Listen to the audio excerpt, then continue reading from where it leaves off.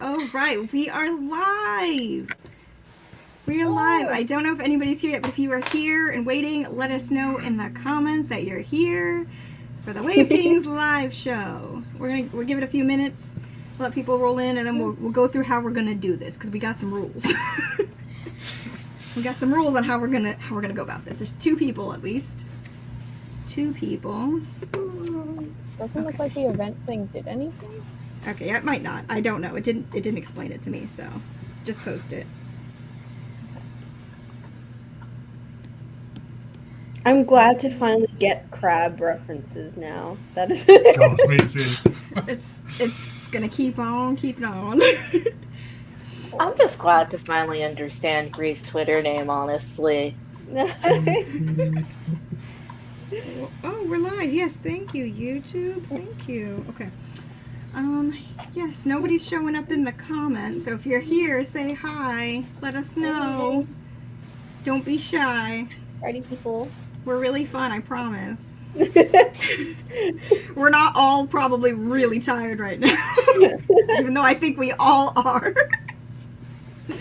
Just a little bit. Sweet. Good. We're gonna get restored by height. Hello. We're gonna go in order. So when we get to wherever you're at, just dip out so you don't get spoiled. Okay, Jesse. Jesse, where'd you get up to? Yeah, what chapter did you get up to? No. Because I can just remember to yell at you to leave if you tell me where you're at. I think you Make were in us like who the didn't finish 30s. feel not alone. Yeah, Steph and Katrina also did not finish.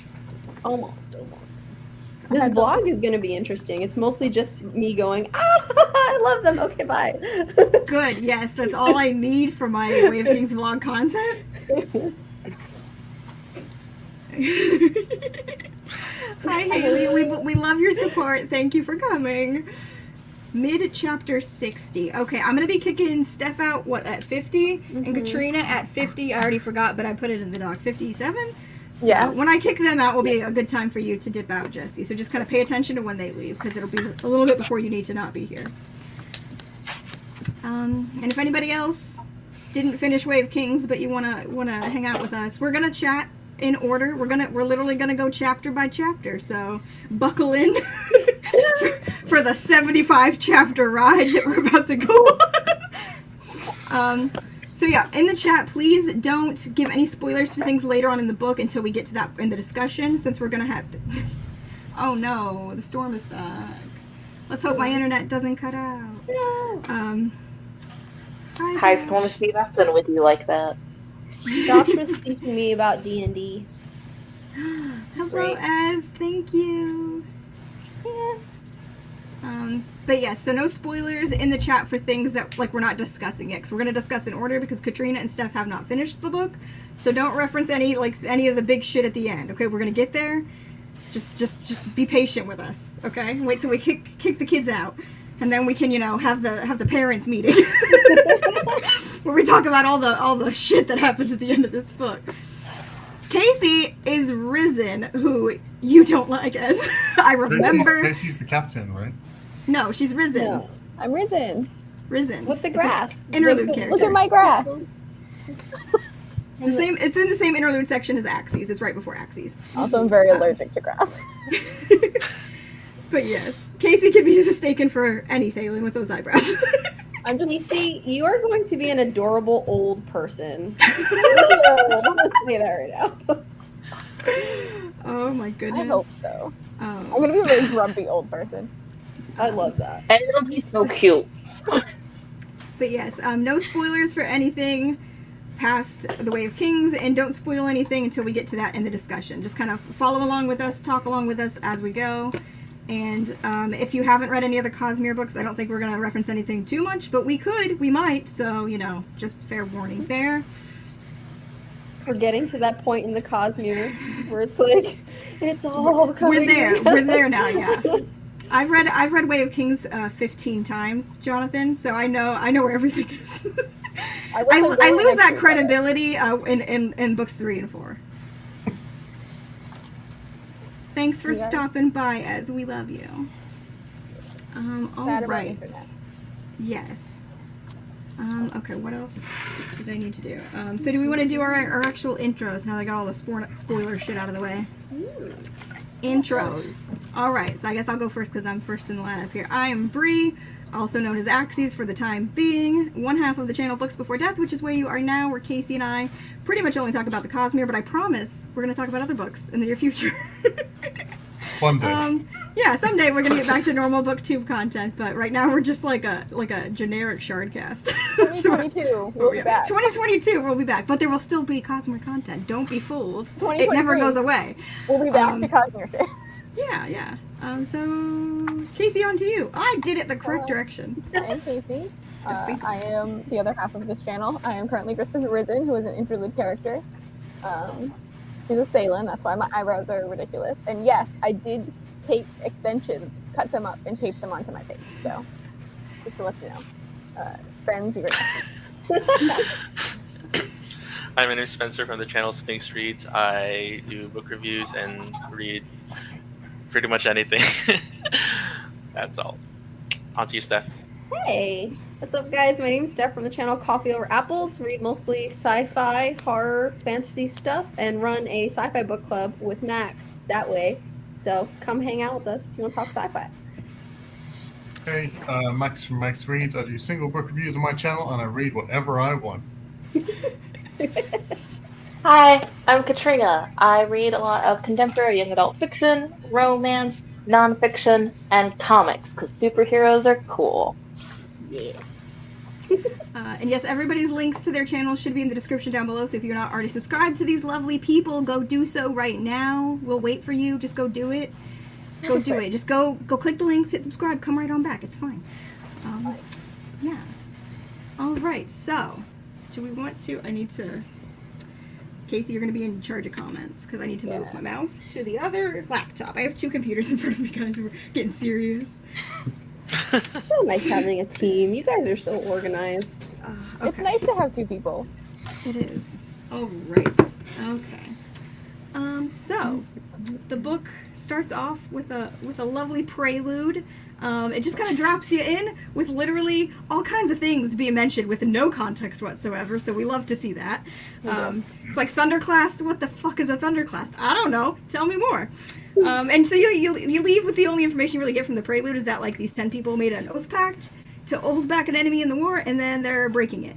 That's all you get out of that. That's just the only information you get. And then you go to the sweet old prologue where you get to see some magic in action. We get a nice dude just strolling through a palace, killing people left and right. It's a good time for everyone except the people who are dying. It's like, you know, it's a real party. And then we see Gavilar, the king, die, and that's a fun time.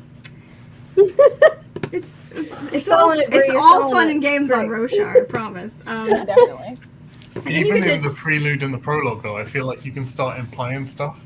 Oh, Yeah. you can, for sure. I remember mentioning to Casey, I was like, Max is going to read this prelude and his mind is going to start working immediately. Straight Just away. based on like certain like the way things are phrased and things like that. So, Yep. You can start like inferring things. Listen. I was like, murder left and right, a fun party. Honestly, though, listen, I don't want to go to any parties with Zeth, probably. My child. Just the odds of him killing people at parties, it goes Very up. high. All right, so then you get chapter 1, and you know you're following this like sweet scared little boy named Sen. So you're like, yeah, this is the protagonist. We're starting the story now. He's dead. Oh, okay. So it's a fake out prologue. He dies immediately. That was so good. I loved it. I loved it so much. I literally, the first time I read that, I literally was like, okay, a 15-year-old boy in the army, he's scared, he's like in his first battle, I'm like, this is where the story starts, like, this is going to be our protagonist, and then he dies immediately, and I'm like, what's happening? Oh, it's just... Classic high fantasy. It's so and good. the time jump between chapters.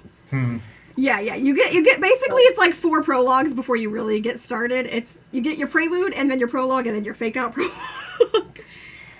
And then it starts with a nice good 8 months later where Caledon is a slave now. Why? You don't know. It's not explained to you.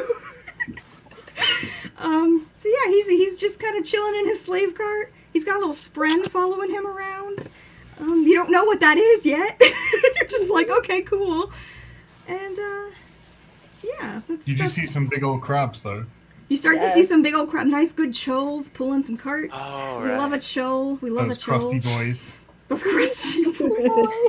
Spencer's like, I've seen so many crabs. I don't know which crabs you're talking about. Honestly. So many crabs. And then we get our first POV switch after, you're actually settled in, and we meet Shaylin. Yes, that's how I say her name. You can deal with it. As she's sailing into Carbrinth, the city of bells, and we find out she's just searching for this princess who she's trying to become a ward to. And you're starting to get, more world-building details in that chapter, because she's pays attention to her surroundings. Unlike Caledon, who's just like, my life is sad. Shaylin's like, look at everything! Look at it all!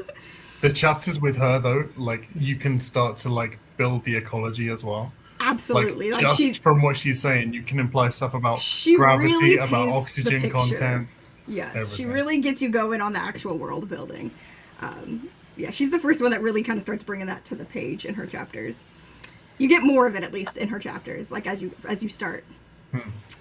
And then... Well, you also got to mention, Bree, that this is also where Yalb is introduced. That's true. Yalb, a very important character, our favorite Thalen.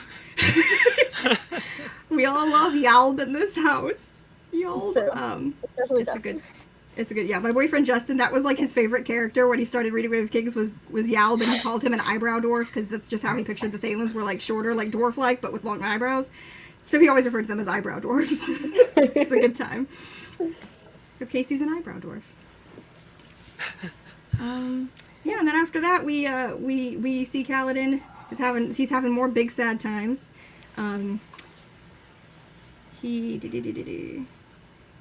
He's just kind of antagonizing the caravan leader. He rips up his map. He finds out they're at the Shattered Plains, and that's just, ironic to him for all of the reasons you don't quite understand yet. Can I just say how much I loved the setting and the world building of the plains itself? Mm-hmm. That was one of the most enjoyable aspects. Yes, I love the Shattered Plains. There's just so much going on there. Also, I didn't mention it, but the epigraphs on this part are just a fun time. Oh, yeah. I assume on part one, if everybody doesn't remember the part one epigraphs of Way of Kings, it's the words of people as they're dying, referred to as death rattles. That's what we call them. And they're just chill. They're very fun, It's nice and chill. Nothing to worry about hidden in those words. Yeah. So being that I didn't finish, can I ask, is there information about those in the end of the book, or is that something I need to wait for? I'm gonna raffle you. I'm gonna raffle you. Everyone else got it. A little bit of a raffle for you. Your first raffle in the live stream. There'll be a coming. Were there not? So yeah, Interesting.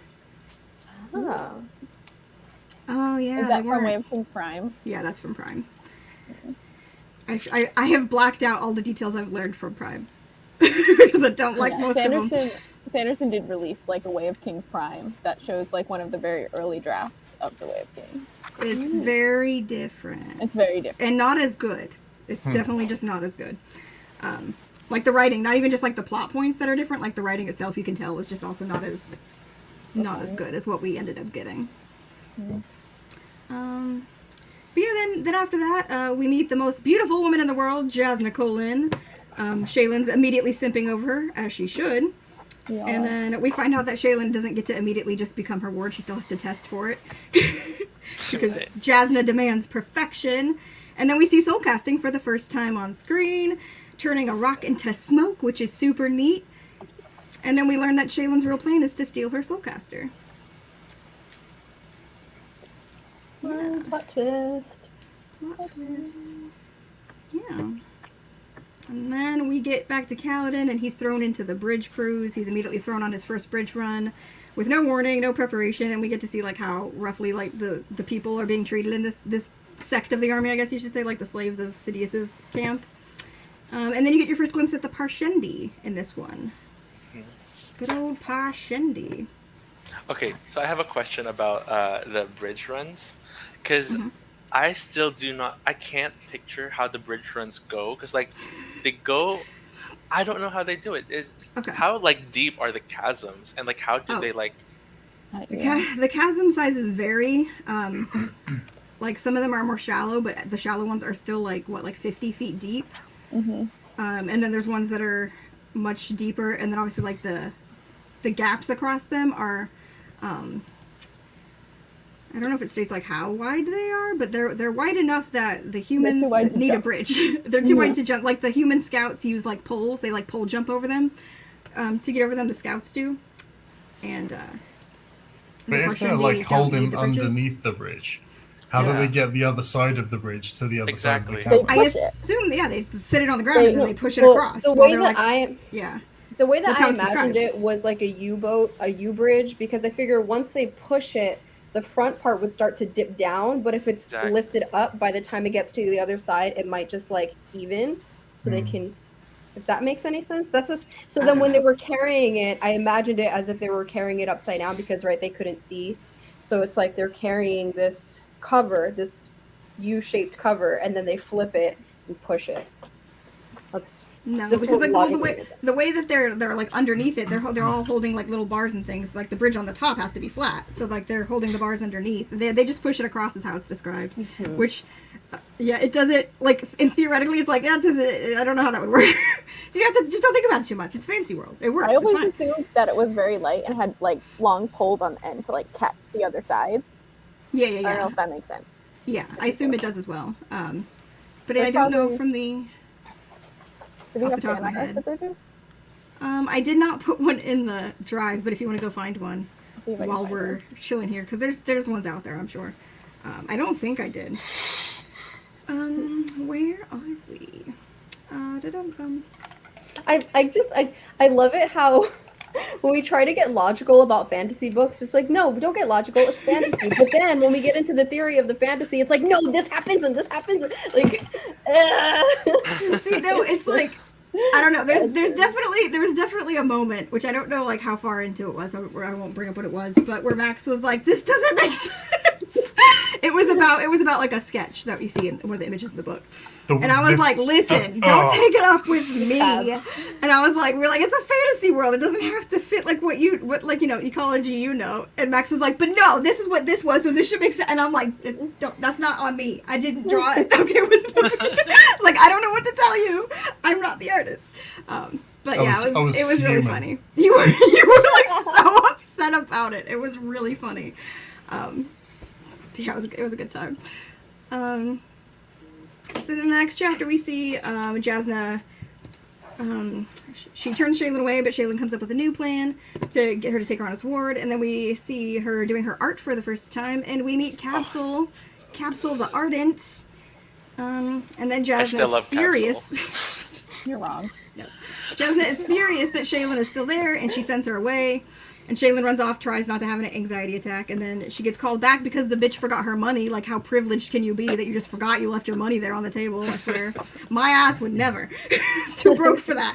And then Jasna reads the letter she left her and agrees to let her reapply for her wardship when she feels some gaps in her education. And Shaylin's like, well, I'm just going to do that right now.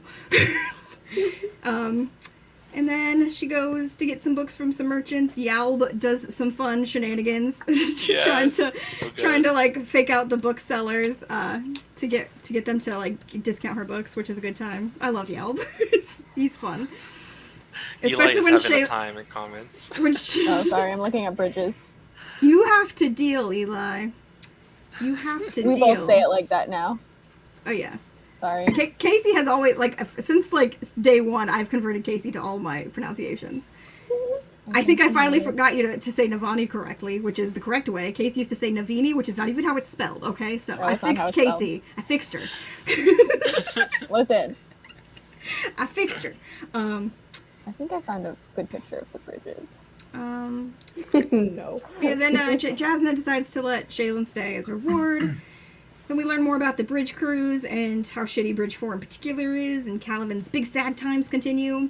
And Syl gets sad seeing Caledon like that, and so she decides to leave, breaking mine and Caledon's hearts. And she says she isn't sure if she'll come back, that she might lose herself, so Caledon's sads get sadder. Get out of here, Josh. Get out of here. You're incorrect. I agree with Josh. Nope. No. Get out. Jasna. Get out. How do you say them, Steph? I say Shalon and Yasna because the J to me reads like a Spanish J. Nope. But none of the other I'll accept that, but none of the other in-world things are pronounced like that, so I don't know why. There's one. The only other one that's a J that's pronounced with a Y is Jacoved. It's pronounced Jacoved. But other J names, like there's Dark Eyes in like the Caledon flashbacks, like Jost and Jest, and they're pronounced with a J. So I'm like, make it make sense, Sanderson. Yeah. I mean, English itself doesn't make sense. You have go, G-O, then you have to, T-O. The thing that gets me is like Sanderson, as the writer, is an English speaker writing in English. And our language doesn't make the Y sound for the J. And it's not clarified before the beginning of the book, so I don't know why you would assume that. You know what I mean? Like, I don't like it. And also, Jasna with a J is much prettier. Yasna is not a pretty name. I'm just saying. Shaylin is also prettier than Shalon. I'm just saying. Okay. False, but my arguments. It's so many people in Discord agree with me that Shaylin sounds prettier, even though they're not going to pronounce it my way. But they're like, I agree, it sounds prettier. So no, Shaylin sounds like it has an I after the first A. Shaylin. Yeah, exactly. Yeah. I was saying Shalom the whole time. Get out of here. Get out of here. You don't have to spell something that way for it to be pronounced that way. First of all, it's a fantasy book, so you really don't. Anyways, so we get to the first Caledon flashback, which takes place 9 years ago. So his first flashback, he's about 10 years old, and we see him assisting his dad in surgery, and we see how he struggles with his emotions. Lyrin is one of my favorite characters of all time, period. What are your frustrations? It's not logical to me. Wait, what's not logical to you? It's not logical that it takes 10 years of study for this position that is not even revered or respected or paid. So, like, what is the justification? Why would anyone... I mean, but the thing is that, like, normal surgeons do accept payment. This is just Lyrin who, like, doesn't charge them for it. Is it? So, yeah. Oh, okay. So it's not it's like a worldwide. Yeah, that's thing. Why, like, Caledon's like, I don't understand why Dad doesn't charge. You know, he's like, because it's just his own personal beliefs that, like, he shouldn't charge to heal people. Yeah, it's his own, like, personal thing. Yeah. I can't. And okay. Go on. No, sorry. Go. I think I'm gonna go. Say something first. Go, Katrina. Yeah. So in Calbrand, the king appears to be paying for all of the medical care in the hospitals. So they have socialized medicine, and his dad brought it back. Yep. Healthcare for everyone. I think it was based off of the part where they were talking about how the townspeople just didn't respect medical practice in general. Yeah. I was reading that as like a generalized kind of societal standpoint on medical practice. That's not.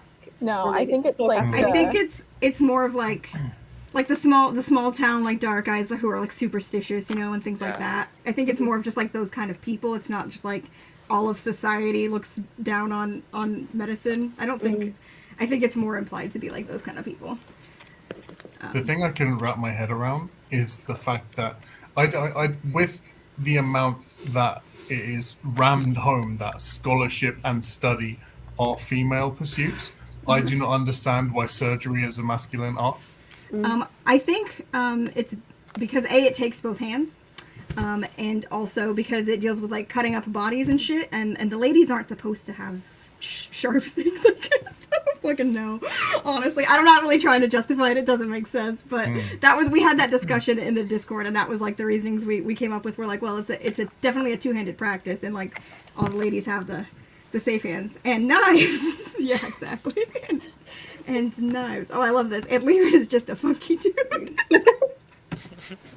I just like but yeah, no, I get it. But they do like learn the study by like reading the glyphs, which is it doesn't count as reading.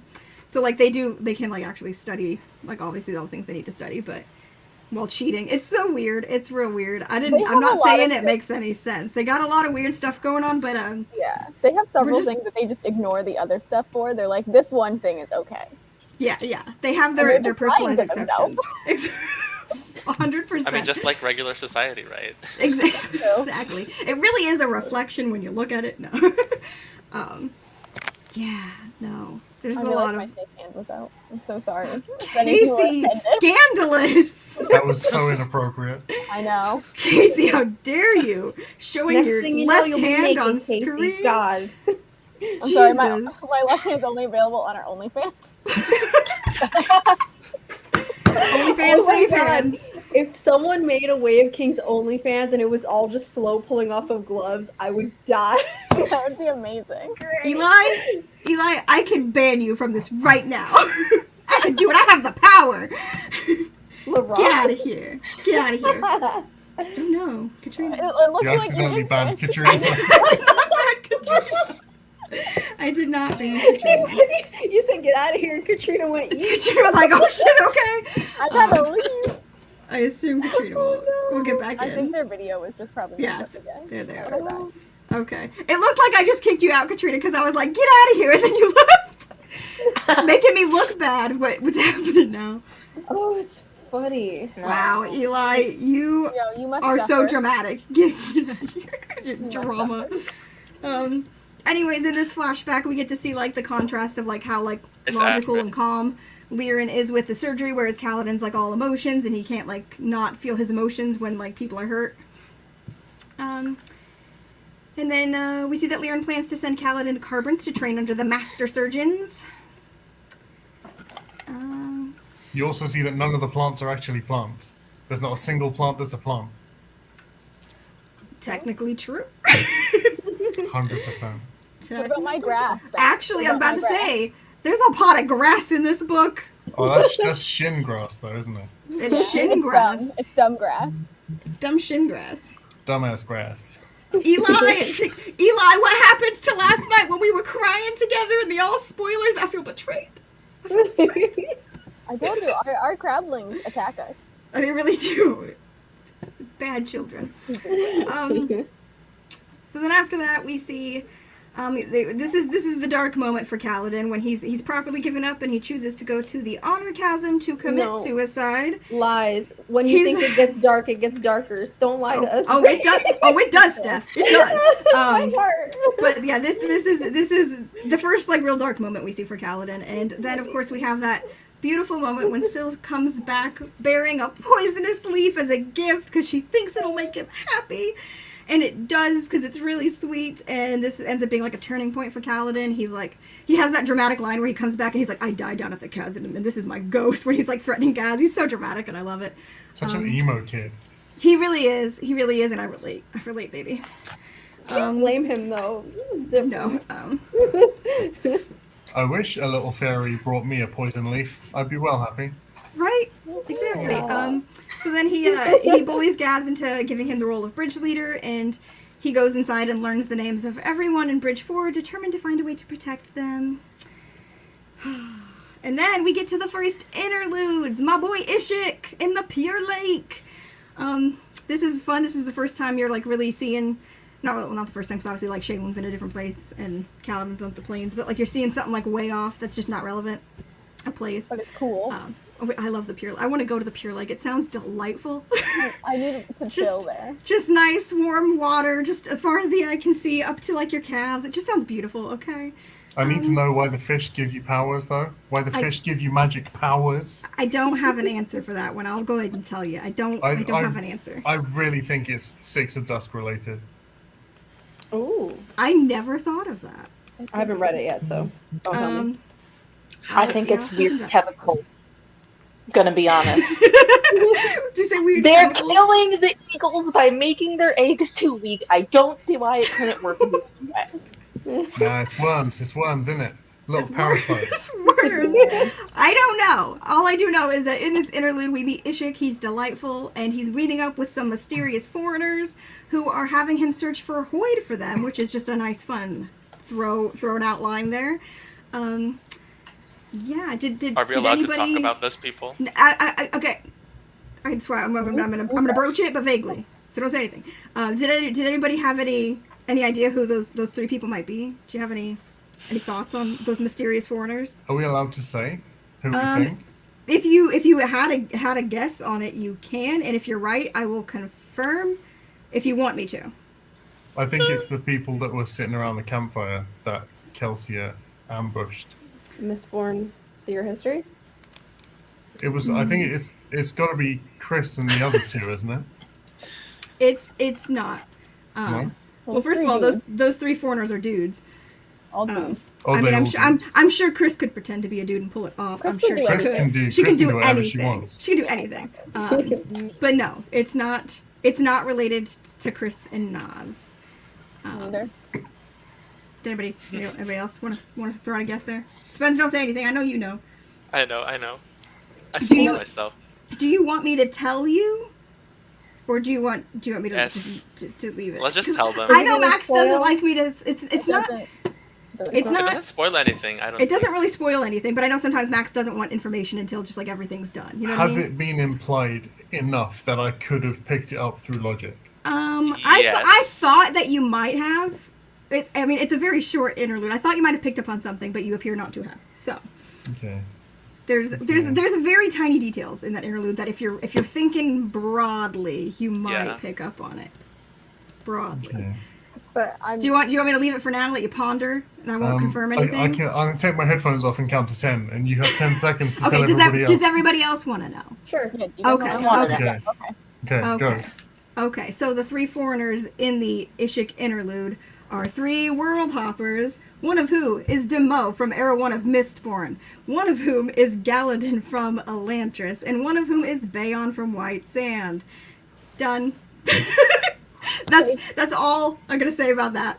I would have never known that. Well, I wasn't gonna I guess would've- then. There is a little there is like teeny tiny hint. Like if you're really Yeah. looking, if you know to look for it, you could piece it together. You can I piece it mean- together on like one of them at least. I'll say a I didn't comment. get I'll say a comment, which might just be another hint for Max. But I didn't read those books, so I would have never known.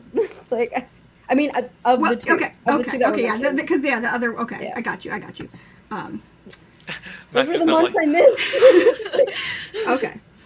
Okay, so we're gonna go on next. The next interlude after that was Nan Balat, which is Shaylin's brother, and he's just kind of partaking in some animal cruelty. Nothing too fun happening there. He's not really doing anything important in that interlude. It's just like, oh, here's Shaylin's brother being a creep. Good times for all. And then we get back. This is a trend. Yeah, I know you brought up. You're like, why is there so much animal cruelty? Yeah, It's I'm also starting. a trend in real life. Sadly. Yeah, I mean, I'm not gonna lie, I know some people, but this seems to be a very personal experience for Mr. Sanderson that comes up very frequently. I don't know if we said anything about it. I don't think so, but I mean, seeing a writer have certain threads of topics, start to think like, oh, you must know some things. I feel like, well, he really likes psychology. yeah. He has like a whole little novella series about like with his like psychology knowledge. So I feel like it's related to that. Mhm. Yeah. Or he had a friend that was just real fucked up, I mean, like a kid. a lot of like minor side characters do get based off of people he actually knows, like their names and maybe descriptions, like not usually personalities, but I mean you never know.Maybe he like knew someone really crazy and was like they're going in there. You never know. Then we get back to Zeth and we see that it's been 5 years since he assassinated the king and he's been passed around like dozens of times, and at the end of this interlude we just see that his current master has been murdered and Zeth's Oathstone is now in the hands of someone new. And that's pretty much all you get from that. Now we're into part 2 of the book. Look, we did a whole part in 30 minutes. Yeah, it's There's brought up a There's lot. only 5 of those. It's brought up a lot. So like animal cruelty is like step 1 to warrant cruelty. Yeah. Interesting. Yeah, that is a thing though, like It's very common. in real life. Yeah. That's sad. Then in part 2, the very first chapter in part 2, we get to meet our boy Dalinar. We get to meet Adolan, resident golden retriever of Roshar. We also meet Renarin and King Elokar. We get the whole Colin crew in this chapter, not including Navani because she comes later. And then we learn about the tension between Dalinar and like Sidious, and we Dalinar's having visions during the high storms. It's all spooky. We meet the king's wits. And then after that, we go into. Wait, did I just scroll past something? Oh yeah, and this I just completely scrolled past. I keep getting confused because Casey and I have like comments in between things, so I thought that was the end of that, but there was just us talking a lot. Casey was screaming about something I can't say. And so then they go on their little hunt for the giant crab and it's on the loose. It's trying to eat everybody.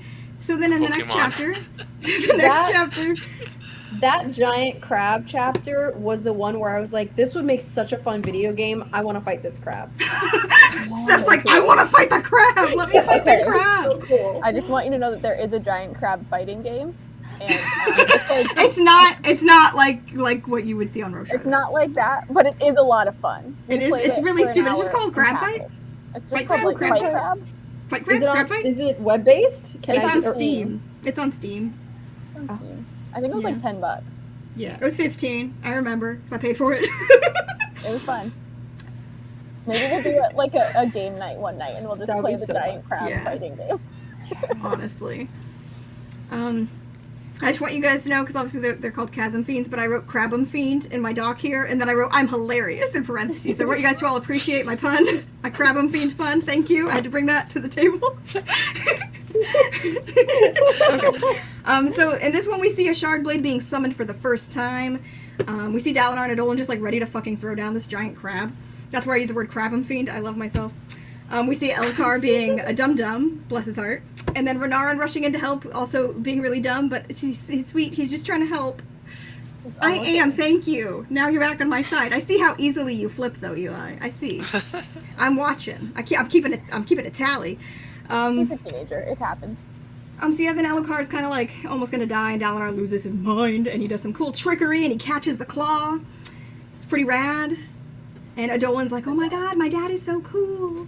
His dad is so cool. How would you feel if your dad was that much cooler than you? Hey, I think Adolan's very cool, but that's fine. We don't have to talk about it right now. I just want to kick Adolan in the face. I can't see it. Incorrect. He is a golden retriever. He's a best boy. Me, I started to like him in like literally the last 2 chapters of the book. I was like, okay, he's made a good choice. All right. Like, so maybe he'll redeem himself. But for before me. that, I'll tell you right this now, guy. Steph. He's one of my favorite characters on all of Roshar. So that. Right now, I just want to punch him and be like, "Sit down!" Just like, stop talking. Thank you. No, I loved Adeline. Okay, I can't. Yeah, we can't talk about things that happen later. I love Renarin. Renarin's my fave. Which is not related, by the way, is not a spoiler to any of the other books. I just love Renarin from the very beginning. Casey irrationally loves Renarin, who like barely exists in this book. I got really attached. There's notes from like my first read, just like I love Renarin. I mean, it can't top Spence loving Sen, who's like dead from day one. Right? That one really took me for a ride. Mine's not as weird as that. See, Eli also said Adolan is Yes, I say it like that. Most people say his name is Adeline or Adolin, but I say Adolan. We have to get into all the pronunciations here. I said Adeline before, but now I've turned you. Because I don't like it because Adeline rhymes with Caledon, and that's just weird. I don't like it. So I think my brain was immediately like, well, you're not supposed to say adobo. Well, maybe that's what he is. He's adobo. He thinks his seasoning is the shit. That is why I can't stand him. Okay, going forward. So Caledon, he tries to order the bridgemen around, which doesn't go very well. He decides to train with like a plank from an unfinished bridge, and everybody's kind of watching him like, what a freaking weirdo. And then Syl realizes she knows what lies and death are, and she's recently didn't understand those concepts, so she's changing. Just chill. It's like I know what death is. That's just I fucking love that line. I don't know. It's so great. Then we go on, and we've got Sadeas being a big bitch. Wit comes in making jokes. A good time for everyone. We see some maneuvering between the High Princes. Wait, how do you say the High Prince's name? Sadeas. Oh Most my people gosh. say Sadeas. I say Sadeas. I mean, I was actually saying that same as Brie. Yeah. No, most people don't say things how I do, except for like the obvious. Sounds like sad ass. Exactly. Exactly. I was on to something. That's what he is. Yeah. That's what he is. It, but it's not a good. I side with Brie on this one. Yeah, Sadeas. Yeah. So then we have them kind of like teaming up to maneuver with like Vama, whatever that High Prince's name is. Then we have a cute moment. I put this in the doc because it's very important to me. A cute moment with Dalinar and his horse Gallant, where he makes sure his horse eats his treats because he's a good boy and he deserves it. It's a very important moment for me, okay? It's a huge plot point. It's a turning point for the whole novel. I like that we see that after we see Shallan's brother just messing the animals for. Yes, seeing an animal being treated nicely because he's a good boy, gets his treats. Okay. Then Dalinar, he's thinking about a passage from the In-World Way of Kings, which anytime there's a passage from In-World Way of Kings, I love it so much. They're so good.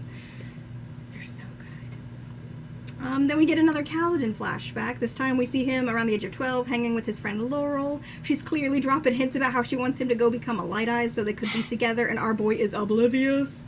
Even though in the same flashback we see him, like, discovering puberty. Also, Tien is adorable in this one. Question.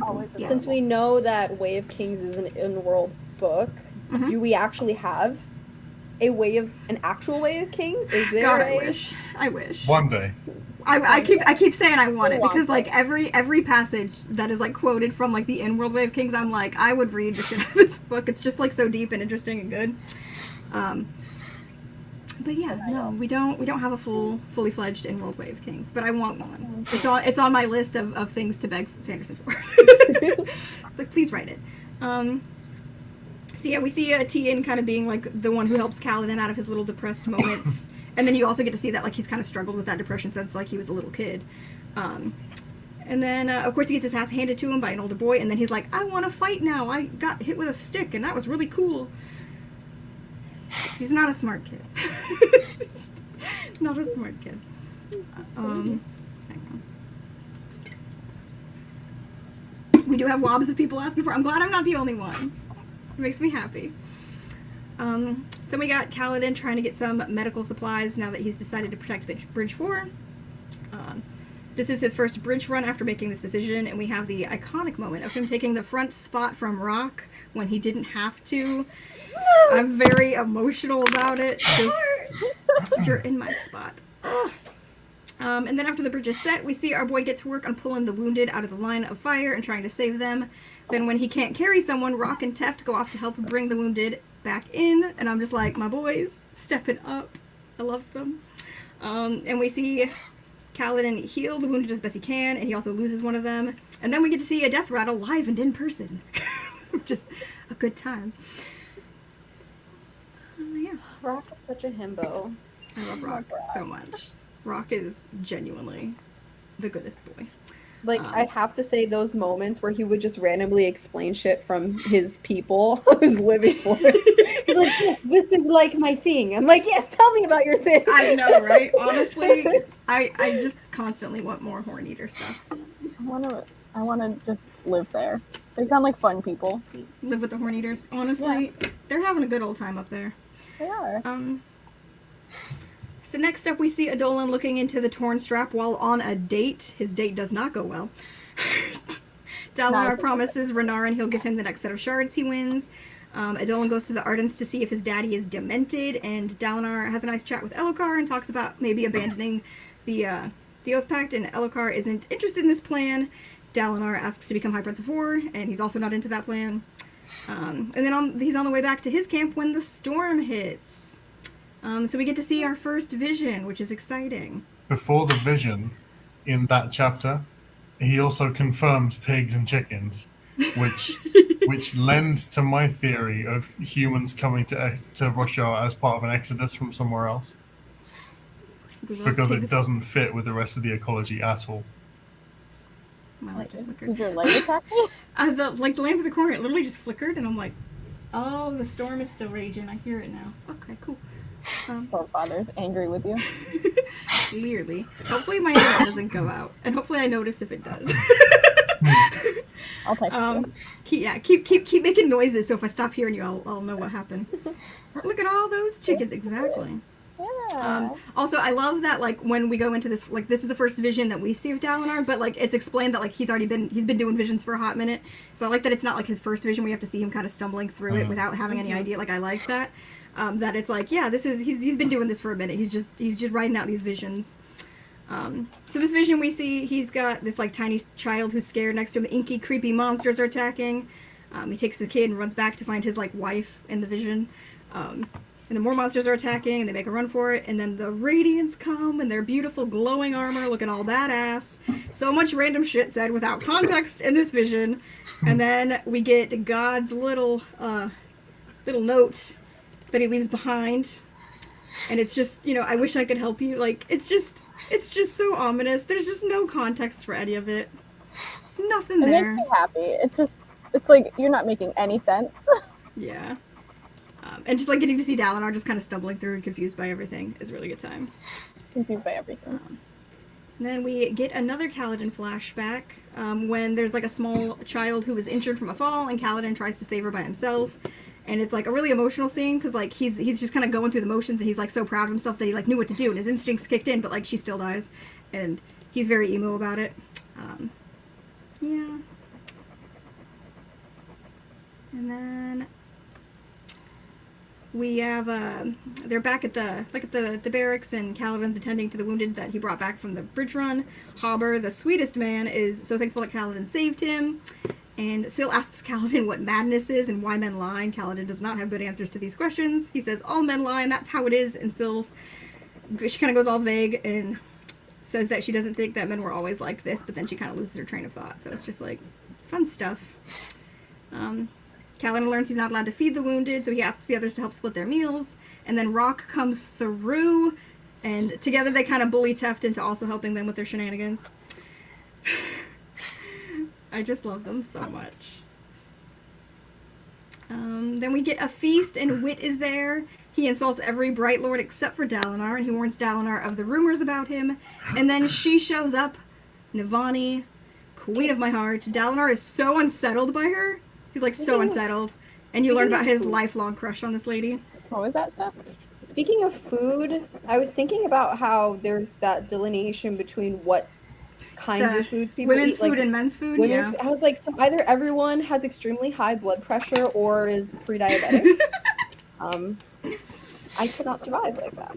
It says that there's a bit where they eat a flatbread with red sauce on it. So pizza is boy food, confirmed on Russia. Pizza's boy food confirmed. Not fair. Maybe Abby really was named after adobo, though. I like that you're like still there. That brings me joy. Katrina, can we high five across between Max? Across Max's face. Just smoosh him down. No, Max has to take it from the side and then bring it in his frame. Oh, okay. Really completing it. Yeah. 1, 2, 3, go. Yeah! I love it. We're having fun here, kids. So yeah, what's happening here? Why isn't my thing working? Oh, there we go. Okay. And then we see kind of like Adolin being sweet with his Aunt Navani, and they're just kind of like how they have like a nice relationship. And then Elokar is an idiot, and he makes Sidious High Prince of War, or not High Prince of War, High Prince of Information. Dum. He's listen, I love Elokar, but he is such an idiot. Yeah, I love Elokar too. I have a soft spot for him, and I don't know why. He's so dumb, but I just like We him. all have our irrationally loved We really characters. do. There's a lot of characters where it's like you meet this person for like 2 minutes, and I'm like, I would die for them. Like legit, like no joke. Yeah. Exactly. So then we have Caledon and Bridgefor on stone gathering duty, where they're secretly gathering their knobweed reeds. God, I couldn't say it. Knobweed reeds. You find out that Rock's ability to see Syl is something he was born with. And then they kind of have a boys' night out where they just sit at the honor chasm and chat while they're milking their reeds. getting to know each other. That's literally what I wrote. I was like, a boys' night out where they're milking their reeds, and I'm like, that does not sound like right. that. Doesn't sound right, but that's what I wrote. I'm just going off what I wrote. If you say milking their knobs, but Exactly. See, I made a correct choice there. There's no good way to say that. But yeah, was it around here as well that you saw Dalinar digging the latrine? we're not there yet. I think that's in the next part. No, it's at the end of this part, I think. Okay. Yeah, it should be the last chapter. We're on 23. That should be 28 if I know my titles, which I might not. That scene so much in my soul. My heart grew 3 sizes that day. It's one of my favorite Dalinar scenes in the book, honestly. So we'll dig into that one. But yeah, also in this chapter when they're milking the reeds, we find out how Rock ended up in the bridge cruise, and we learn that he fed literal shit to Sidious. So if we didn't already love Rock, I think everybody loves him more after this. Yeah. Then we have a small chapter where Dalinar tries to get Rowan to join his dream team and gets rejected. Adolin goes the fuck off on Dalinar about how Dalinar is losing his marbles, and it's just kind of a little fight, and that's the whole chapter. Then we get to another Caledon flashback, because there's not enough of those. Here he's 13, we see him overhearing some snotty ladies talking bad about his family, and he gets mad. He talks to his mom about it. She's the best. Cal realizes his parents wanted to marry him off to Laurel, and his little A/demi heart is like, huh, weird, because I always canonized Caledon as being asexual or at least demisexual. So I was like, he's just like, oh, that's weird. So I was like, it's there, I see it. Oh, yes. With the Caledon flashbacks, like I like the whole book. I understand why the flashbacks were integral to building Caledon as a character, but the flashbacks were the bit where I was like, okay, come on, hurry up, let's get back to the story. You're gonna have a fun time because there's flashbacks in every single Stormlight book. Every single Stormlight book is structured with flashbacks. Wait, but are the flashbacks all Caledon's childhood? No. Each book has a focus on a different character, and I will say we know the all the way through book 10 we know who the flashbacks are going to be, and they do not guarantee that just because that book has that person's flashbacks that character is alive at that point, which is fun to know. Yeah. Yeah, it's fine. It's fine. So yeah, Caledon is book 1. I won't say who book 2 is because you guys haven't even finished book 1 yet, so I don't want to confirm if someone dies or is alive or not. But I don't know what you're talking about in this moment, but I think it was about how Hasina is the best, and no, Hasina is the best. oh no, Hasina is the best. Best mom on Roshar. I love her.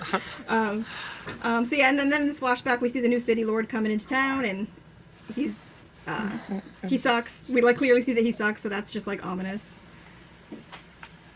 I have so many fears. Me too. Yeah, we know every flashback character all the way through book 10. It's been set already, and we know who they all are. I wish I was half as organized as that. Right? Can Sanderson just come and mind map my life, please? Honestly. Yep. So then we get... Not loving all the flashbacks. I love the flashbacks. I was not in love with them. I love it's one of those things where also the interludes I didn't appreciate as much on a first read, but I appreciate them more upon rereads. Because also the characters better, you feel that emotion kind of going back through it more. But I also agree that they kind of do slow it down, that they can kind of take you out of it and stuff. So I completely understand people who aren't that fond of them, but I personally like them. I didn't care for the interludes. We know the order right now. You're incorrect, Spence. No, I'm just kidding. We know the order right now, but flashback for book 3 and book 5 could have been switched, but then he re-switched it. So but what we know the order right now, it is subject to change, obviously, until it's out. But we know the current standing order. But I won't say what it is right now. As it's planned right now, exactly. But I won't say what it is right now. But if you want to know, we can go into a DM and tell ya. So then we got this one where Dalinar is listening to a reading from the In-World Way of Kings, and once again I wrote down that I'm a sucker for every time we hear about the In-World Way of Kings because I really like it. I was like, I get it, Dalinar, I get it, because I love it too. Then they decide to go to battle, and he and Adolin do the most Alethi apology ever, where they're just like, I'm sorry I yelled at you, but I'm still mad, and then they're fine. I'm like, wow, this is such a dude bro apology. I just want to say that this whole system of masculinity and femininity, I don't. It's probably not going to happen, but it's the perfect situation to talk about what happens when you get a trans character or a non-binary character, or what if you have a single dad and they have a daughter. Do they just automatically remarry? There's so many opportunities here that I hope get answers later. I will raffle you for now, and that's all I will say. It's gonna break us. There you go. It's just go become an artist, because then nothing really matters. Nothing applies to you. But then what if that person doesn't want to be? It is gonna break us. It's gonna break us a lot.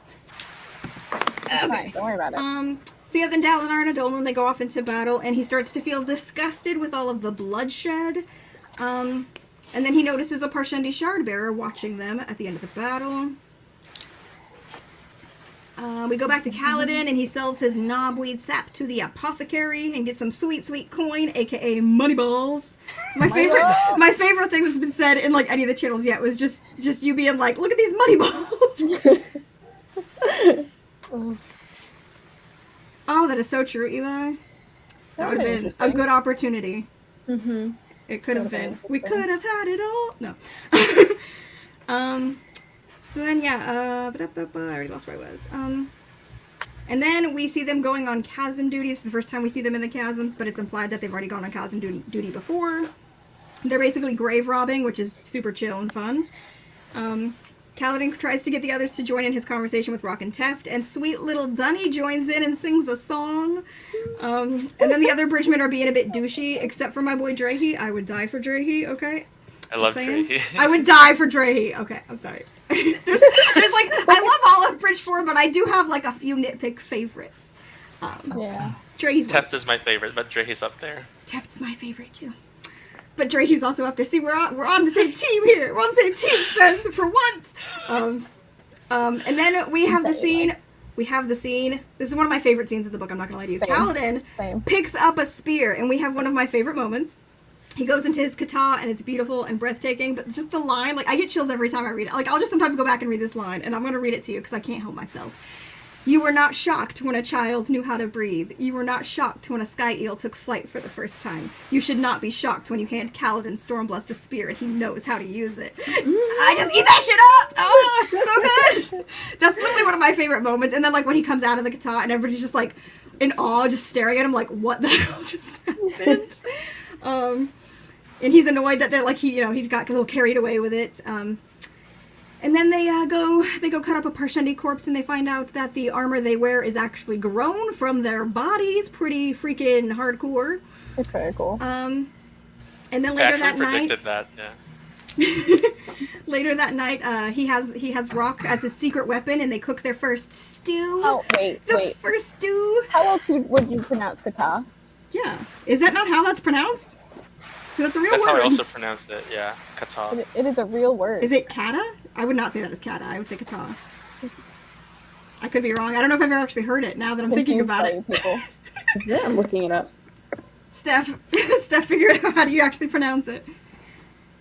It says Kade in the, like, pronunciation. Wait, hold on.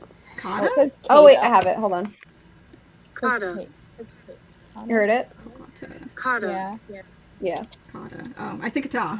I like kata I better. also say kata. I've never questioned that before. I've never Was it questioned the one either. that was it KATA? Yeah. I would have said that like an Asian word, like kata. It is Asian. It's referring to it's martial arts. Yeah. Exactly. Yeah. I knew it was like a real word. But that's one of those ones where it's like you've never heard it spoken, so you just assume you're saying it right. I have a lot of those in Stormlight, where it's like a word that's a real word, and I just assume, and then I'll hear it, and I'm like, what? Japanese? Meaning the form, like the stance. Thank you. Yeah.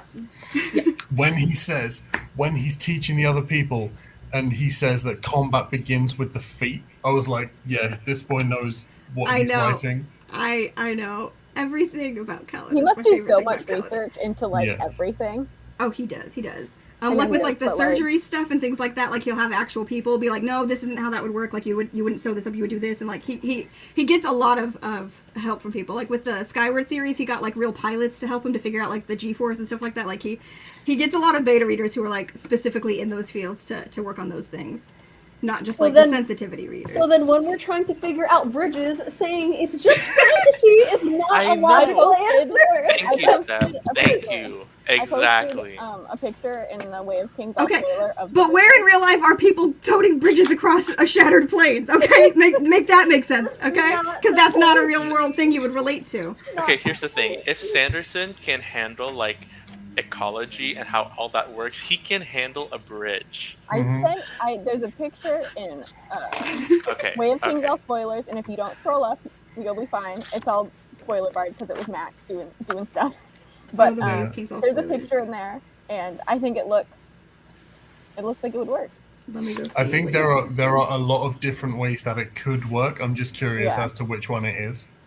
I don't know. I don't think that's Okay, official I'm fan not art. gonna I think scroll. that's You someone. said it's in all spoilers if I don't Yeah. scroll up too far. Yeah, if you don't scroll up too far, it's the very bottom. it's literally the last thing you'll see. You won't see I any just spoilers. sent it. Did I miss Yeah. it? Oh, you just sent it. Oh. Yeah, this is pretty close to what I was. Yeah, this is about what I imagined. Yeah. Yeah. I like the sketch with people falling in. Yeah, I think they're just showing like, so it's not that long, I don't think, but they're showing I it like think- switching over. It depends. I could see this working for a shorter chasm, but the longer it goes, it seems Yes, like exactly. it would fall. Well, I will apart. say the chasms, they're wide enough that like a human cannot jump across them, but they're not so wide that the Parshendi can't jump across them. But also, So, there were I don't think they're like certain- hugely wide. There were certain chasms or platforms that were described as one may be level, but the next one may be like slightly slanted. Yeah, they're not like evenly flat So a across the like flat breaks. bridge wouldn't sound. Well, I assume because they also like they pick their paths, so they probably just go across the ones that like they can do, and like the ones with like the less wide chasms because like they literally like we'll talk about how they have to like go around certain ways. They can't use certain plateaus if those ones are like owned by different high princes, like things like that. There's a whole mechanism too, like how they approach the And if different it's plateaus.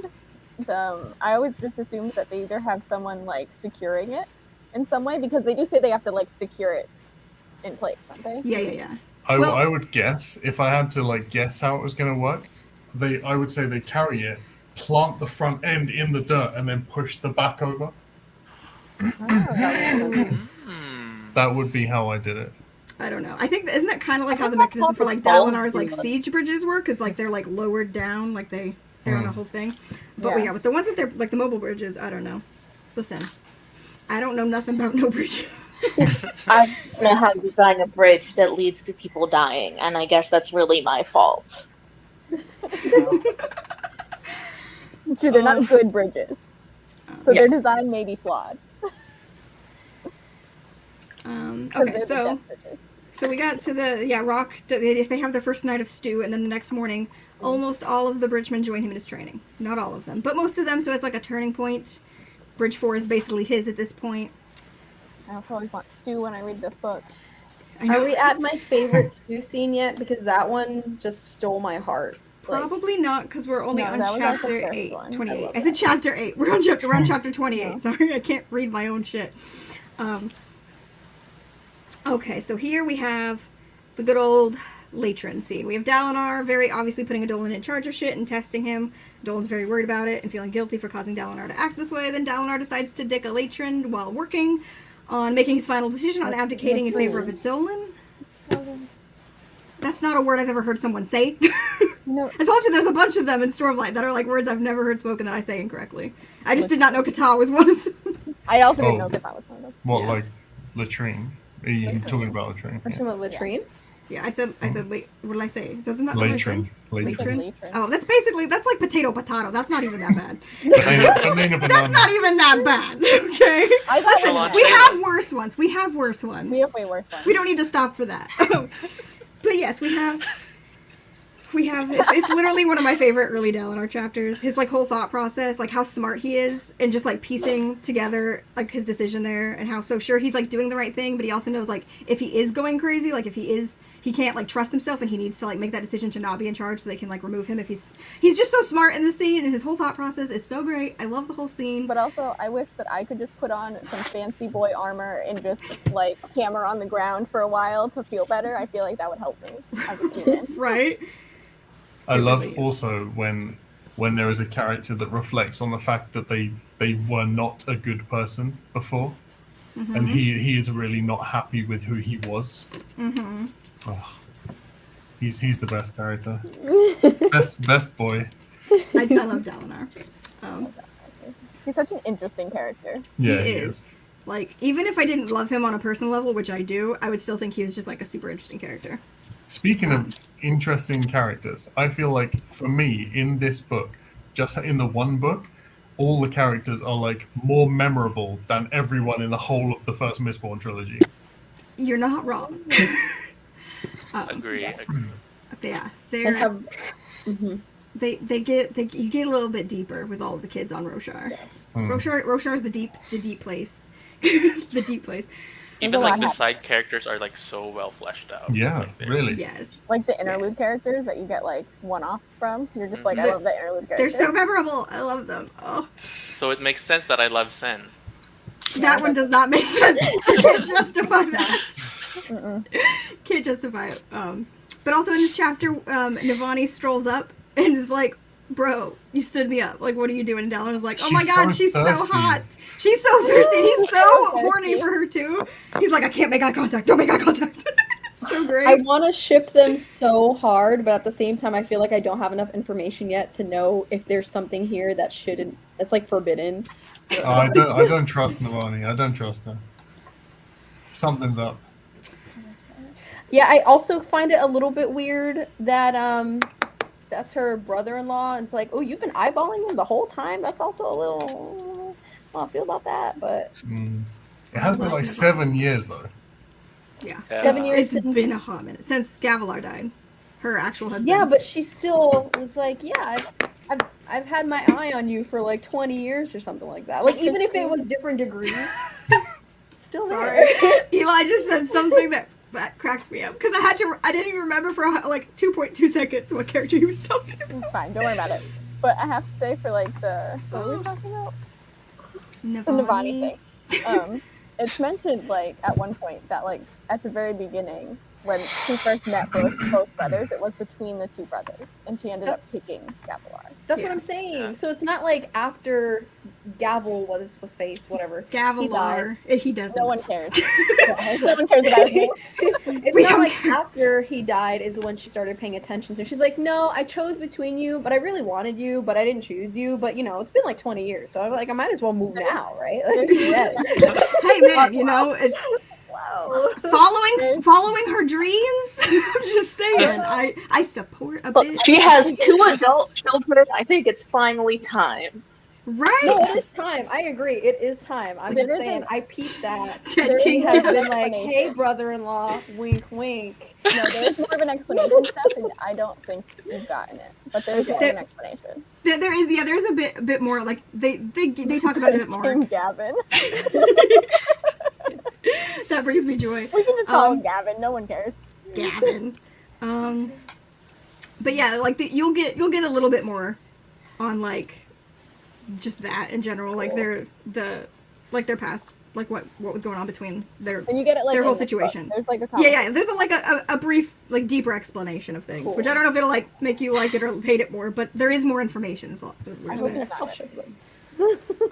And then we're at the interludes again. We get to meet sweet Risen with her dumb pot of grass. You learn, I don't know if anybody was paying enough attention in this interlude, but you learn that, again, I probably say this name wrong because it's the Thalen's man, I'm telling you. Vistum is how I say his name, her Babsk.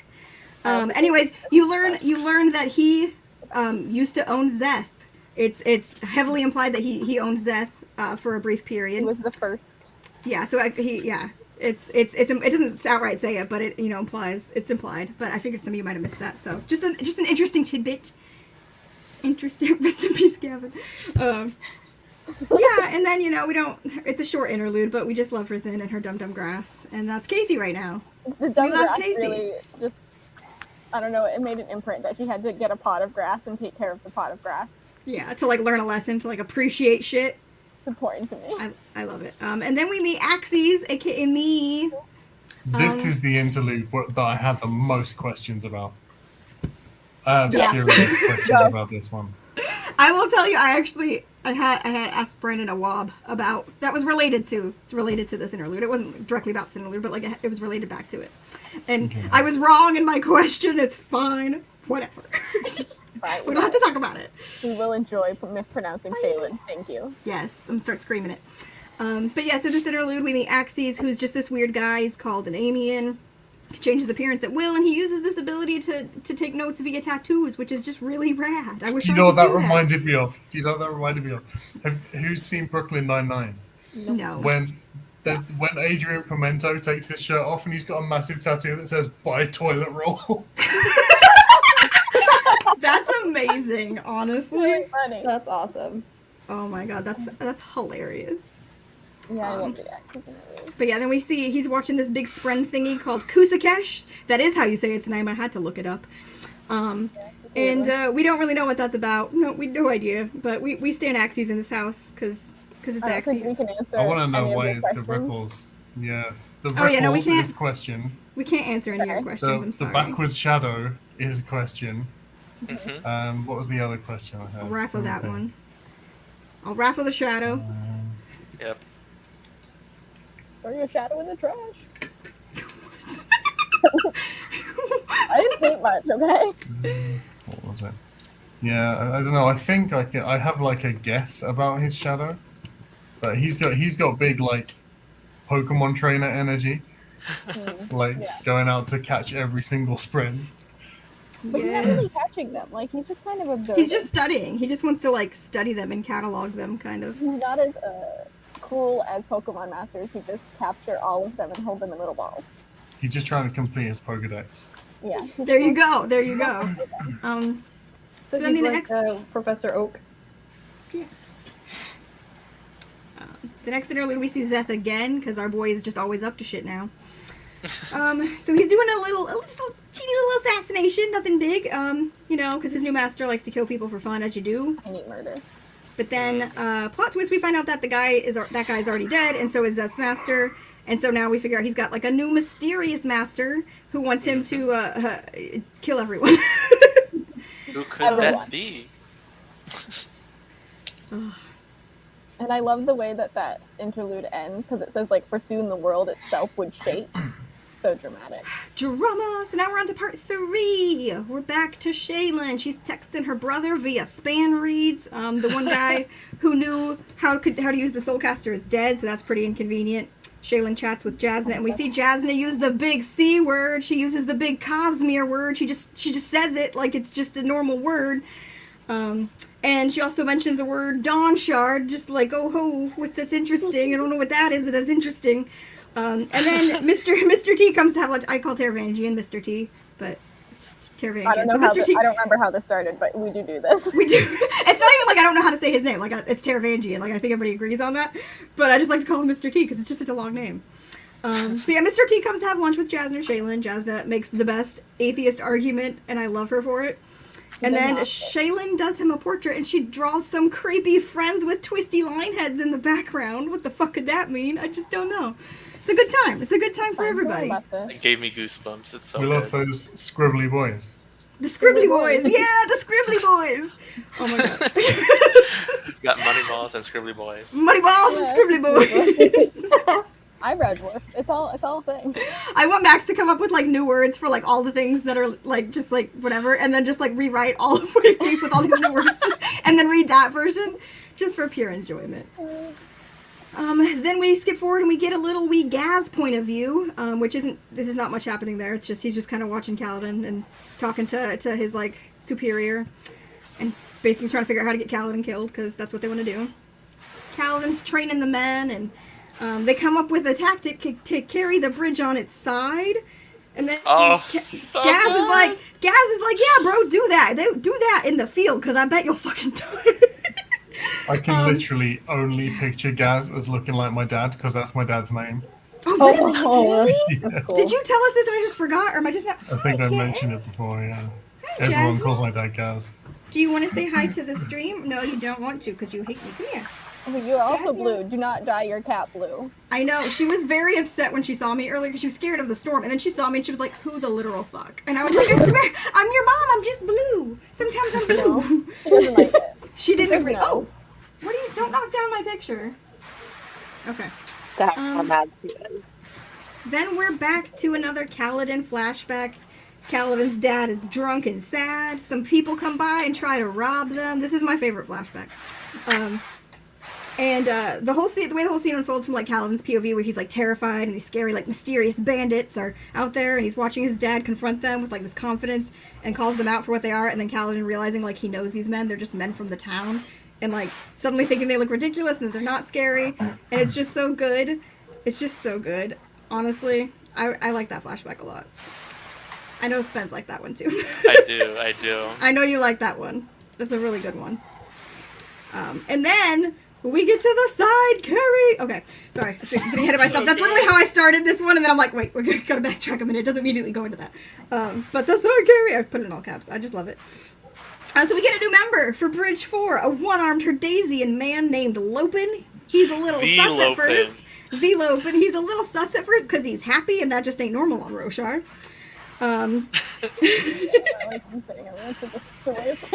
Josh, you get it. You get it. It's also Brie. It's truly. But I succeeded because you all have read and are reading Way of Kings, so I win. It worked. So then we have Caledon picks him because he knows that like this dude's just gonna die at the front of any bridge if he goes anywhere else. So he's like, okay, sure, I'll take the one-armed guy who's not gonna be much use to me. And I just love that. I love that Caledon's like, okay, yeah, I'm taking this guy, even though he's not gonna be very useful. And then it's side carry time. They carry the bridge on its side, and it saves all of Bridge 4, and it kills so many other people. Everyone else dies. Yeah. It's very chill. You're like, oh, it worked. You know, the Bridge 4, not Amanda. And you're like, oh, that's what's... Yeah, I was like celebrating, like nobody died, and then You're like, oh man, a win for Cal. Oh no, not a win for anybody. It just turns so fast. So we see Caledon, like, as he's understanding how he completely, like, undermined the entire, like, army's tactics and stuff, and he super fucked up, and then they come and beat the shit out of him. It's pretty fun. It's chill. I also just like the moment when, like, they come to, like, confront Caledon about it, and, like, Rock and Teft are there, and, like, they're not, like, stepping down, and he's like, chill dudes, chill. And they're just, like, ready to, like, fucking go. I love them so much. My boys! So win for the Porsche. Oh, that was like I had a whole wall of text here, but it was just a note for Casey. True. I gotta skip that. Very Only the spoilery. win. Only for them. Yeah. They win. So then we get back to Shaylin, and we find out that one of the books Jasna was studying was a book on children's tales, and she's confused as fuck. She does some more flirting with Capsule, and he shows her his little proof the Almighty exists by playing with some sand, and then Jasna makes fun of him, and he kind of sulks and leaves. One of the best scenes in the book. I just love when Jasna comes in, and she's like, oh, you got your little sand of plate? Can you do this one? It's just so freaking good. And I'm like, call him out! She's so funny. That's been great as Salty. She's so great. So then we get the scene where Caledon is to be judged by the High Storm. It's one of my favorite chapters. Syl is like so scared for him, and she feels cold, and he tells her it'll be all right, and she tells him he shouldn't lie, and he's like, sometimes it's all right to lie, and I don't know why, but that line like gets me. I tear up every time. It gets me. I don't know, it's like I can just like hear the emotion in that line, and I'm like, okay, I'm fine. Then like Rock and Teft and Moash come out to see him. Rock gives his speech, which also makes me very emo. He's like, we will remember you, Bridge 4. We won't go back to how we were. Maybe all of us will die, but we'll show the new ones. Fires at night, laughter, living. We'll make a tradition out of it for you. And I just like, I weep. I fucking weep. Also, that's a weird one that you pronounce. What? Mosh. Mosh. Oh yeah, because most people say Moash, like they separate the O and the A, but I just kind of smoosh it. I smoosh it. I say Mosh. Because I kind of look at the M and then the rest of it, and I'm like, oh, Mosh. Well, yeah, because I was trying to correct we say for Mosh. all of the people. Yeah, We he's say, Mosh. Don't change yourself. Accept your weirdness. And then Caledon. His speech in return is the most dramatic thing in the world. I want you to go back into the barrack and tell the men to come out after the storm. Tell them to look up at me tied here. Tell them I'll open my eyes and look back at them, and they'll know that I survived. Like, dude, bro, chill. And then the line where it's like, do you want to be a miracle? And then no, but for them I will be. Fucks me up. It fucks me up. It fucks me up. It's a good line. Yeah, and then, you know, the storm starts and it's rough. Caledon's kind of flapping about like a kite. Just very fun times. This has, like, one of my favorite imageries, though, is, like, Syl standing in front of him, her face to the wind and, like, her hands out, just, like, trying to, like, tiny little Syl trying to stop the storm from him, and it's... like, fan art for it, and it's so There good. is. I got it in the drive. We'll see it at the end of this. Yeah, I have a lot more fan art in this live show than we've had in previous live shows. Get ready. A storm falling like Mufasa. Oh yeah. So then the storm stops and he sees like a big face in the sky and he's like, the fuck is this? And then it disappears and his spheres burst with light and he's flapping again. And I just want you guys to know that my like annotation of my own summary right here goes, flap, flap, motherfuckers, I'm tired. It was like 6 a.m. and I hadn't slept when I was writing that one. It made me cackle when I read it. It was a good time. And so then Teft and Rock go out into the storm, and Teft is like torn between like fearing Caledon is dead and believing he'll have survived. Like he just doesn't know which one he thinks is actually going to happen. And they see breaks my heart. They go out there and obviously they see that he's alive, but like he sees that Caledon's sphere is done, and he's like, "The heck, bro! You had one job. It's like this sphere should be lit. You were in the storm. You had one job." And it kind of his thoughts kind of imply that he knows what this means, and he's a little freaked out by it. But he doesn't. There's no explanation. It's just the implication there. And then we get to go to the lesson. The lesson is also a good chapter. So we get this chapter starts with Shaylin watching Jasna bathe, and she's like, "Damn, that's hot."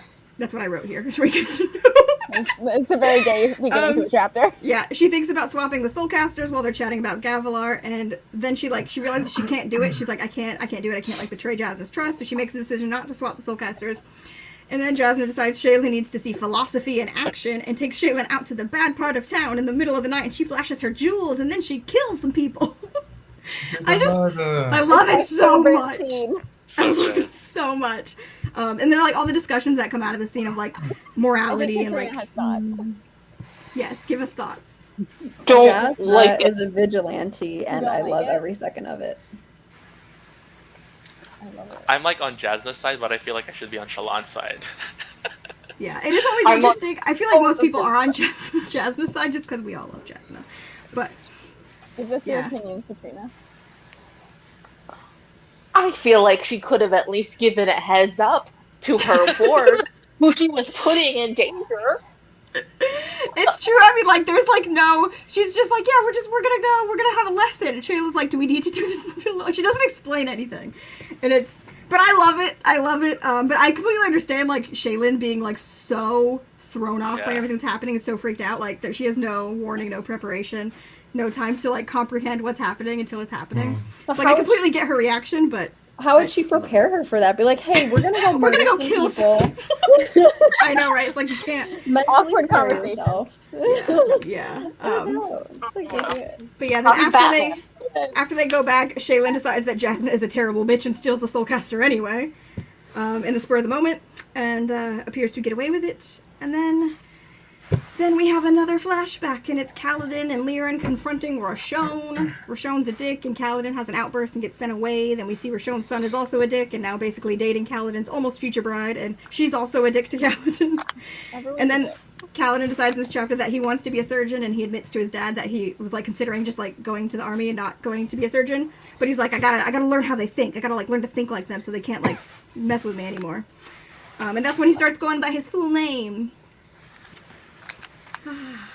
And then we get to the scene where Caledon is kind of in and out of consciousness after his time in the storm. He sees some deathsmen, and then the moment with Syl there is also one of my favorite visual moments, because like he's kind of just in and out and he thinks he's hallucinating, but you see Syl like standing on his chest fighting away the deathspren with like a little, just like her own little sword, and it's so cute. It's one of my favorite images, like that and her holding back the storm. I'm just like, I would die for her. Tiny glowing sword. She's a tiny glowing sword. She's so cute. It's so good. And then we get another Teft POV, and he tests his vague theories by giving Caledon some spheres, and Caledon snorts the light out. Not really, but basically he ingests the light and starts to heal him a little bit, and Teft kind of has a breakdown. The reasons are all very vague at this point, but he's just kind of like having a lot of feelings about this. Oh yeah, and I left a note for Casey there. Okay, we'll just skip past that. And then we skip forward to Shaylin again. She's sketching out the murders Jasna rightfully committed, I put in all caps, trying to figure out how she did it. She has a conversation with her brother, making plans to wait out the exchange of the soulcaster so Jasna won't suspect her before she leaves. Then she goes out into the gardens to practice using the soulcaster, and she can't get it to work for her. Also, there's we didn't talk about it before, but like the span reads are just like so cool to me every time they're used. It's magic texting! Magic texting, but it's so cool. Yeah, I like the span reads a lot. I love them. I'm getting like blue smudges all over my desk. That's fine, don't worry about it. It's like rubbing all off my arms just on the surface of my. It's everything fine. is blue now. It's true. It's true. Which is funny because this is the chapter that's titled Eyes of Red and Blue. So yeah, Caledon is up, he's alive, and everyone is shook because like he's only been out for 10 days. They go on a bridge run, and Caledon isn't allowed to carry because he's still recovering. And then when they're back at the camp, the bridgemen give Rock their little gift, his little razor, for being a good boy and cooking stew every night, taking care of everybody. It makes me so emo. That scene, my heart, and the shaving scene, and the wholesomeness, I just love it so much. It's so good. Yeah. Rock is like so emotional about it. Like he just runs inside. He's like, I can't. He runs inside and then goes to like shave. It's just so cute. I have fan casted Rock as Batista in my head. I could be totally wrong, but that is what we're at. I don't know. I'm never on board with like any fan cast I see because I see the character so clearly in my head. But I have a lot of. He has red hair. He does have red hair. Yeah, it's Red hair, I've and literally he's tan. never pictured Rock correctly. I'm not gonna lie to you guys. Every time I see fan art of him, I'm like, oh yeah, that is what he looks like. Because I just skipped over his description the first time and it ingrained in my brain wrong. But that's okay. So we're back in another flashback. This one is Caledon rushing in to help Lyran with the emergency surgery on Roshone and Riller. Riller pretty much dies immediately, and Roshone is upset, so they have to drug in. They went on a hunt to hunt some white spines because they're stupid.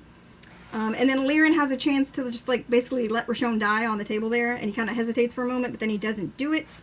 And then good. Caledon doesn't understand why. He's like, it would have made our lives so much easier. Like, you could have just not even like, made it go faster. You could have just let it happen. And then Lyran has the line, somebody has to start. Somebody has to step forward and do what is right because it is right. If nobody starts, then others cannot follow. And I really like that line.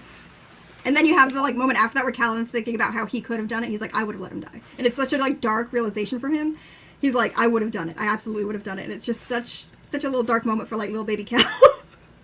I think it's interesting that he said that, being that it doesn't seem like he openly talks about his practice with anyone, so how would anybody even know that he was doing the right thing? It's his own personal philosophy, I think. Yeah, I think it's just for him. Yeah.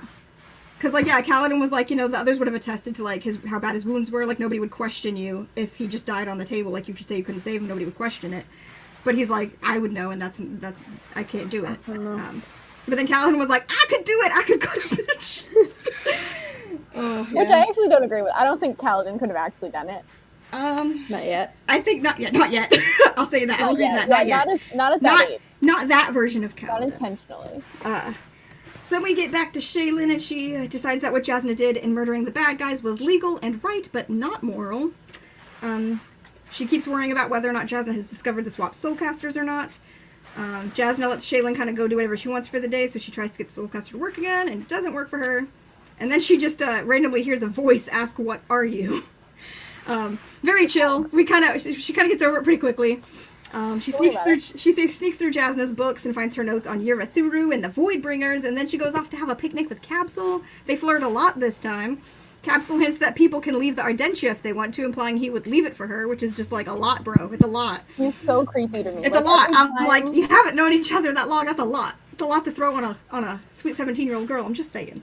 Also, I don't know the age difference. I don't remember it. I think Arden's Capsule's like early 20s, so it's not like a huge. It's not huge, but she's still like underage, and I'm just like, dude, back off. Is she? How old is she? She's 17, but I mean, I don't know that counts as underage on Roshar. You know what I mean? I don't know like what care. She's so like just saying. forward and like in her face about it, and she's obviously like, I don't know. He has like all those inappropriate comments where he's like, "I bet you're delicious," and it's like, bro, scale it back a bit. I was like, please. Yeah. And then Shaylin finds out that her Thaylen friends are on their way back to pick her up, so she has 1 week to figure her shit out. So then she goes back to studying. And then we get back to Caledon having big sad times. Bridge 4 gets assigned full-time chasm duty, and everyone's wanting to know what's next, and Caledon, like, snaps, and he's like, I don't know, we're all gonna die. And Tef's like, bro, what the fuck? And then they have the whole moment where Teft says the words journey before destination, and they talk about what the words mean. I love this scene. Caledon decides not to give up on them and comes up with a plan to train the men in the spear and run from the army. Then we get another flashback. I feel like they come a lot faster in this section. They're not as spaced out in this part. This is the one, I actually like this one. This is the one where Caledon sat on the rooftop with Tien. Tien comes and sits with him to cheer him up. He gives him a cute little wooden horse that he made for him. And then, like, their mom comes and also sits on the roof with them, and it's just cute. They're all just kind of sitting on the roof in the rain, and then their dad comes up and, like, what the fuck is wrong with my family? Why are you all up here? He's like, all of you are up here? But then there's, like, a town meeting, and they all gotta go to the town square, and everything's kind of turned into shit. Amaram comes to collect some recruits, and Rashom gets to pick the recruits. And of course, you know, you have that moment where Lyran's like, oh, they can't take you, Caledon. Like, you're my assistant. I'm whatever the fuck non I am. It's like, we're important people. And then it's like, they just don't think about Tien, who's like the third assistant of a carpenter, and he does not matter to the town. And of course, you know, it's all Tien. It's all Tien. They choose Tien, and Caledon goes all, you know, I volunteer as tribute. And I cry about it. I cry about it a lot. It's very emotional. Yeah. Because, like, obviously you're seeing this flashback, and he's like, I promise I will bring him back in 4 years. And, like, obviously you know that doesn't happen at this point. And so it's heartbreaking. It's sad. And we get back to Shaylin and Jasna chatting about Gavilar's interest in the Parshendi. Shaylin tries to look up more about the Voidbringers and try to get a better idea of why Jasna is looking into them. Capsule drops the cosmere word, just interesting. He just says the big old C word, all willy-nilly. He says that he knows, too. Yeah, he says that he thinks Jasna is trying to disprove the Almighty's existence, and that's why she's looking up the Voidbringers. And, like, I don't actually know. Like, is that true?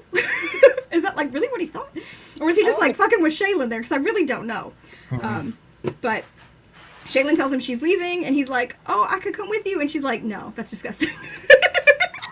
I'm, like, so proud of her in that moment, though, because she's like, oh, my God, I think he's, like, really in love with me. And am I supposed to be in love with him? And she's like, I like him, but I'd miss the studying more when I leave. Like, I'm not going to miss him that much. And I'm, like, I'm just so proud of her. Like, the 17-year-old girl is the first time she's, like, flirted with a boy, and she's not, like, immediately. She's, like, smart enough to know that she's not actually in love with this guy, even though she's, like, into it.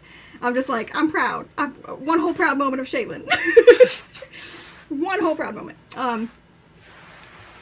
And then, she draws some more symbol-headed weirdos and freaks the fuck out. She panics. She's running down the halls. I love the scene where she's running down the halls and, like, sketching the halls as she goes and seeing the creatures in the hallway as she goes.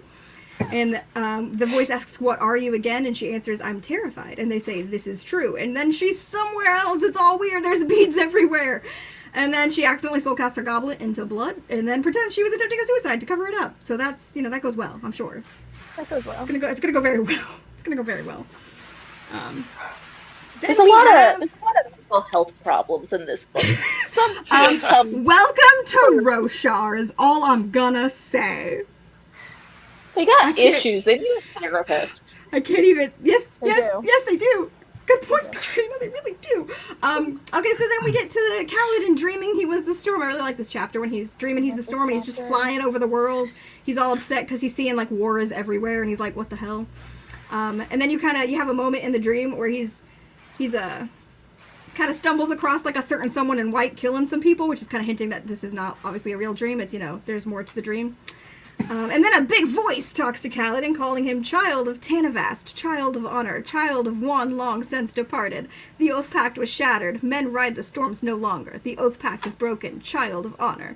And then it ends with, Odium comes, the most dangerous of all the 16. And that's just not ominous. That's pretty chill. We don't gotta worry about that at all. I got theories about all this now. Josh! What is that even? I think Josh might be behind. Because okay. when we were explaining how we say Moshe's name, like the Moash, how okay. it's supposed to be said, I was like- I assume Josh is maybe playing catch up. Because that does not relate to anything we're talking about, but it made me laugh.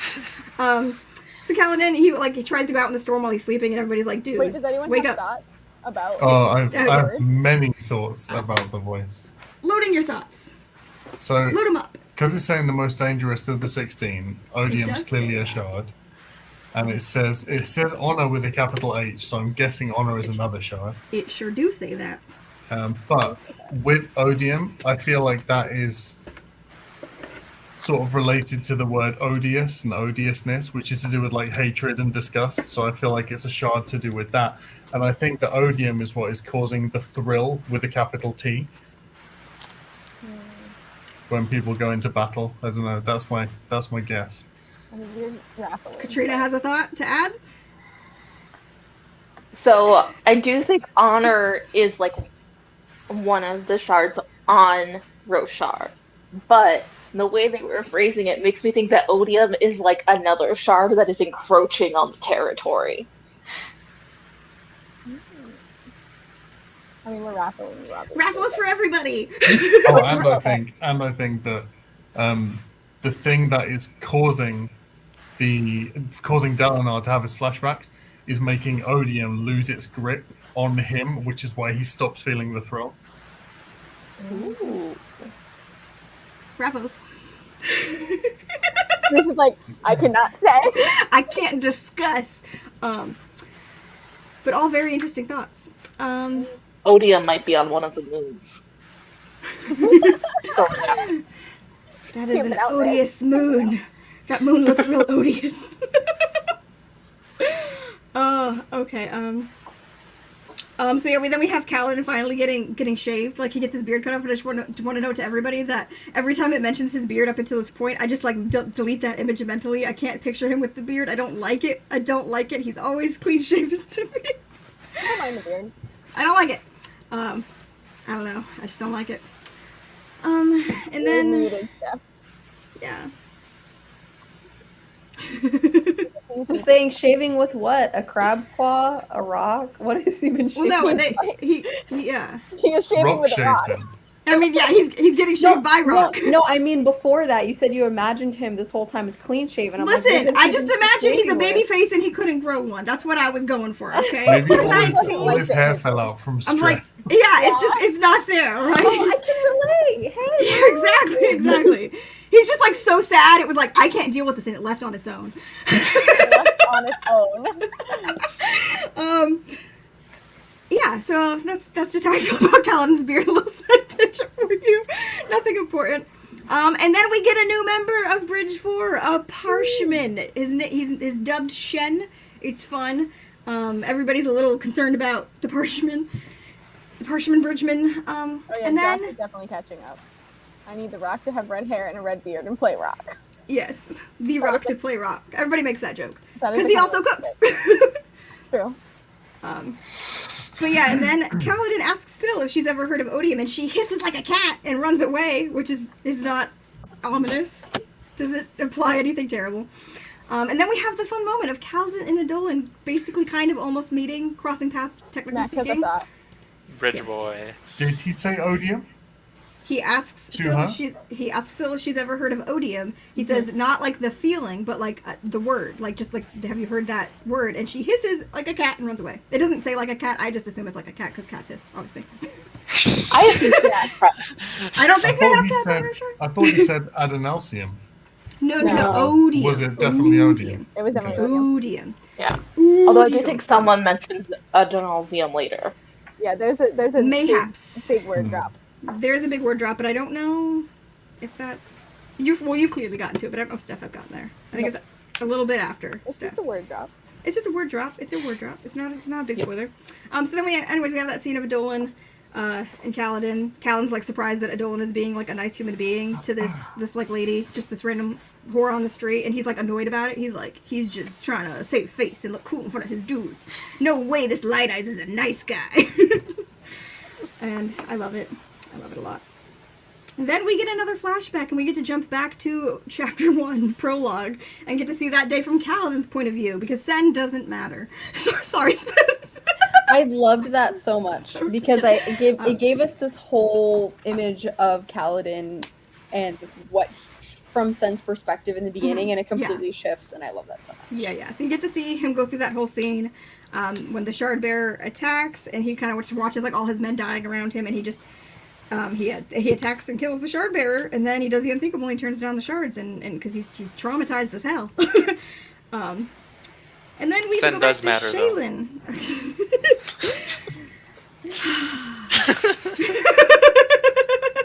They all matter. All of their lives are important, and we just kill them so quickly. Thank you, Katrina. It's fine. Okay, I'll let you have this. War is bad. Just Where's throwing it out there. So then we have Shaylin waking up in the hospital, and everyone being very touchy because they're like, oh my gosh, she tried to kill herself. We gotta be very soft towards this girl. And she continues to see the symbol heads in her room. They're just kind of watching her when he sketches the room, which isn't creepy. Jasna's like waiting outside. Jasna's just like waiting outside, and like you can tell she's like so torn up about it and like blaming herself that she thinks like her like harsh tutoring like drove Shaylin to try and kill herself. And then she gives Shaylin the Book of Endless Pages, and then Capsule comes in, and Jasna makes fun of him, and she's like, "Sorry, I drove you to suicide. Here's some bread," and it's just so iconic. It's just so iconic. With another fruit that is Earth related. Yeah, every fruit they've mentioned before has been like a weird fruit, and it's like, this is a whole ass strawberry. I think he's confirmed that Earth isn't in the cosmere, though, hasn't he? The Earth is not in the cosmere. We do not exist for them. But yeah, then we get Capsule trying to get Shaylin to eat some strawberry jam, which is apparently disgusting, so she refuses, and then boom, Capsule is down, and so is she with poison. Jasna has to soulcast to save Shaylin, and Shaylin gives her back the stolen soulcaster so she can save her, so it's a good time for everybody. We're about to have to kick Steph out in just a hot second. So we get to chapter 49. Caledon starts officially training the men in the chasms and gives his lovely "you have to care" speech, which I like a lot. He teaches them about the stances, and he kind of confirms for himself that Teft was a soldier before the bridge cruise, because Teft like knows what the fuck he's doing. And that's that. Steph, you have to leave. I'm sorry. Do you have any last thoughts? Do you have any other things that you want to specifically talk about from what you've read so far? Any last words? Any last words? What are your death medals? I don't know. I don't know that I have any. Like, if you can see the amount of pinks and purples, it's just me saying I love this so much and I'm having fun, and that's really it. Like, I don't think so. No. Any thoughts? Any questions? Concerns? What is your like tentative rating so far? Sitting way back. The pondering.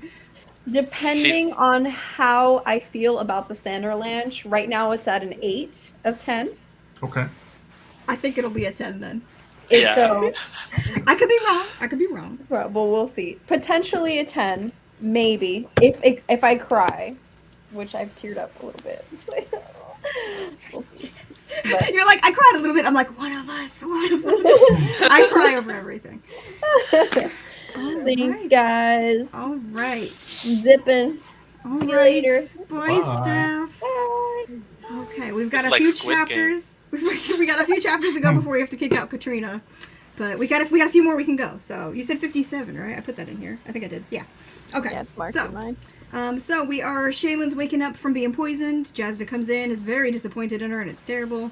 She admits to most of the reasons why she was stealing the Soulcaster, and Jasna is like furious that she was wrong about Shaylin, that she threw away the opportunity. Like, I love that line where she's like, "You threw it away." I'm just like, tell her. I love Jasna so much.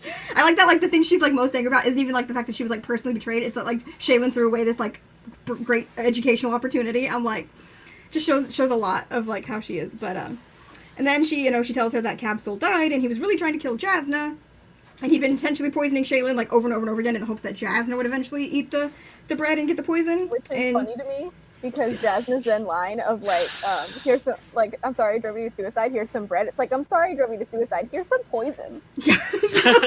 Like, actually. Like, thanks, that helps. Yep. I like that Casey's just her one note, because I said Shaylin had the big sads, and Casey said, gotta pass the big sad baton. Everybody's gotta take their turn being big sad. They cannot be big sad at the same time. Yeah. So then we get to the next flashback, and we get to see what happens after Caledon refuses the shards. Emram asks Caledon why he saved him, and Caledon gets that disappointing moment when Emram like doesn't remember him or Tien, and he asks Caledon why Caledon's refusing the shards, and he can't answer because like he just sees the blade like covered in the blood of like all of his friends. He can't do it. And then of course the unthinkable happens, and Emram murders the 4 remaining members of his squad right in front of him, and he's like powerless to stop it. And then as a mercy, he brands him as a slave, names him a deserter, and sends him into slavery. So it's it's sad. I can't even like pretend to be like, this is all no, that's a sad one. What a cool guy. It's it's pretty fucked up. And then we're at the interludes, the next interludes. I had guessed it would happen, but it was so bad to actually see it on page. Yeah, I wish it's like it was me.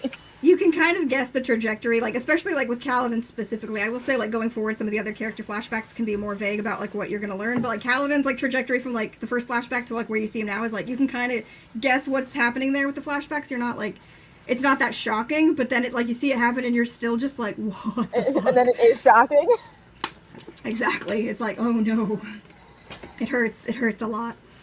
But yeah, then we get into the interludes. We meet a fella named Baxel, and he's working for his mistress while she's breaking into palaces and destroying some fancy art. Just a fun little interlude with no real context or anything. They talk a bit about the Night Watcher and the old magic in this one, which is a little interesting because that's kind of just being name dropped a lot, but you don't really know what it is. What was the place earlier in the book where there was a missing statue? Is that related to this? I will not confirm nor deny. That is the scene that you're thinking about. Actually, there might be more than one, but I think the one you're thinking of is the actual prologue when Zeth is going through the. He's on his way to go kill Gavilar, and he notes the statues of the heralds, and one is missing. Yeah, he notes one is missing. They're very devout here. Why would one be missing? That kind of thing. Yeah, he has just a thought about it as he's passing. So I was pleased to see you make that connection. Is all I will say. Okay. And then we get to see the little Ardents with their little spread experiments. I love this interlude. I love them. I like this. Jarenid, I like this a lot. the two married Ardents where one's just working on his little cooking experiments. It's so cute. Yes. Trying out new little foods, and then she's doing her spren experiments, and it's really interesting because for some reason when she precisely measures the flame spren in her fire, they stop moving as if locked in place by the measurement, and it's just super interesting. It's quantum physics, that is. I was reading the quantum physics thing out loud, by the way, and I was holding Divya as I was doing it, and as I finished the sentence, blah, blah, blah, quantum physics, her head, flopped down onto my shoulder. She was like, I don't want to deal with this. No, I can't do quantum physics today, Mom. Perfect timing. Yeah. So then we get another Zeth interlude. And this one, he's on a rampage under orders from his new mysterious master, off to kill the king of Jacaved. He's been told to kill, as he never has before, to wear white and to be seen doing it so that everyone knows what is happening and who he is. And it's super fucked up, and he, has all those internal thoughts about, how much he hates himself. But he goes through with it, he does what he's told. Kills a lot of people. He's the thing that gets me so much during this interlude is that he's crying at the beginning, and then by the end of it, he's stopped crying, he just can't anymore. Yeah. He can't do it. He can't fully. Yeah. Yep. I think Jesse's reading in this moment. Yep.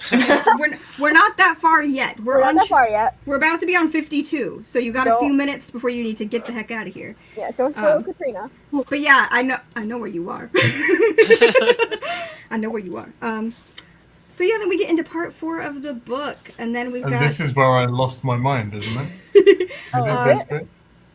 Oh yeah, I think it was. Isn't this right the part where that picture is where you lost your mind? I have to translate this entire women's script. Listen, watching this live was insane. Everybody was just so thrilled. Let me tell you, we were all very thrilled to be watching you do that. It was great. It was very fun. So in this part, we have a return of the death rattles. Also, we didn't go over the other parts' epigraphs, which I will bring up when we're done here. Just because, yeah. But we get more death rattles. It's before chapter 55. It's a little into the part. So. Okay.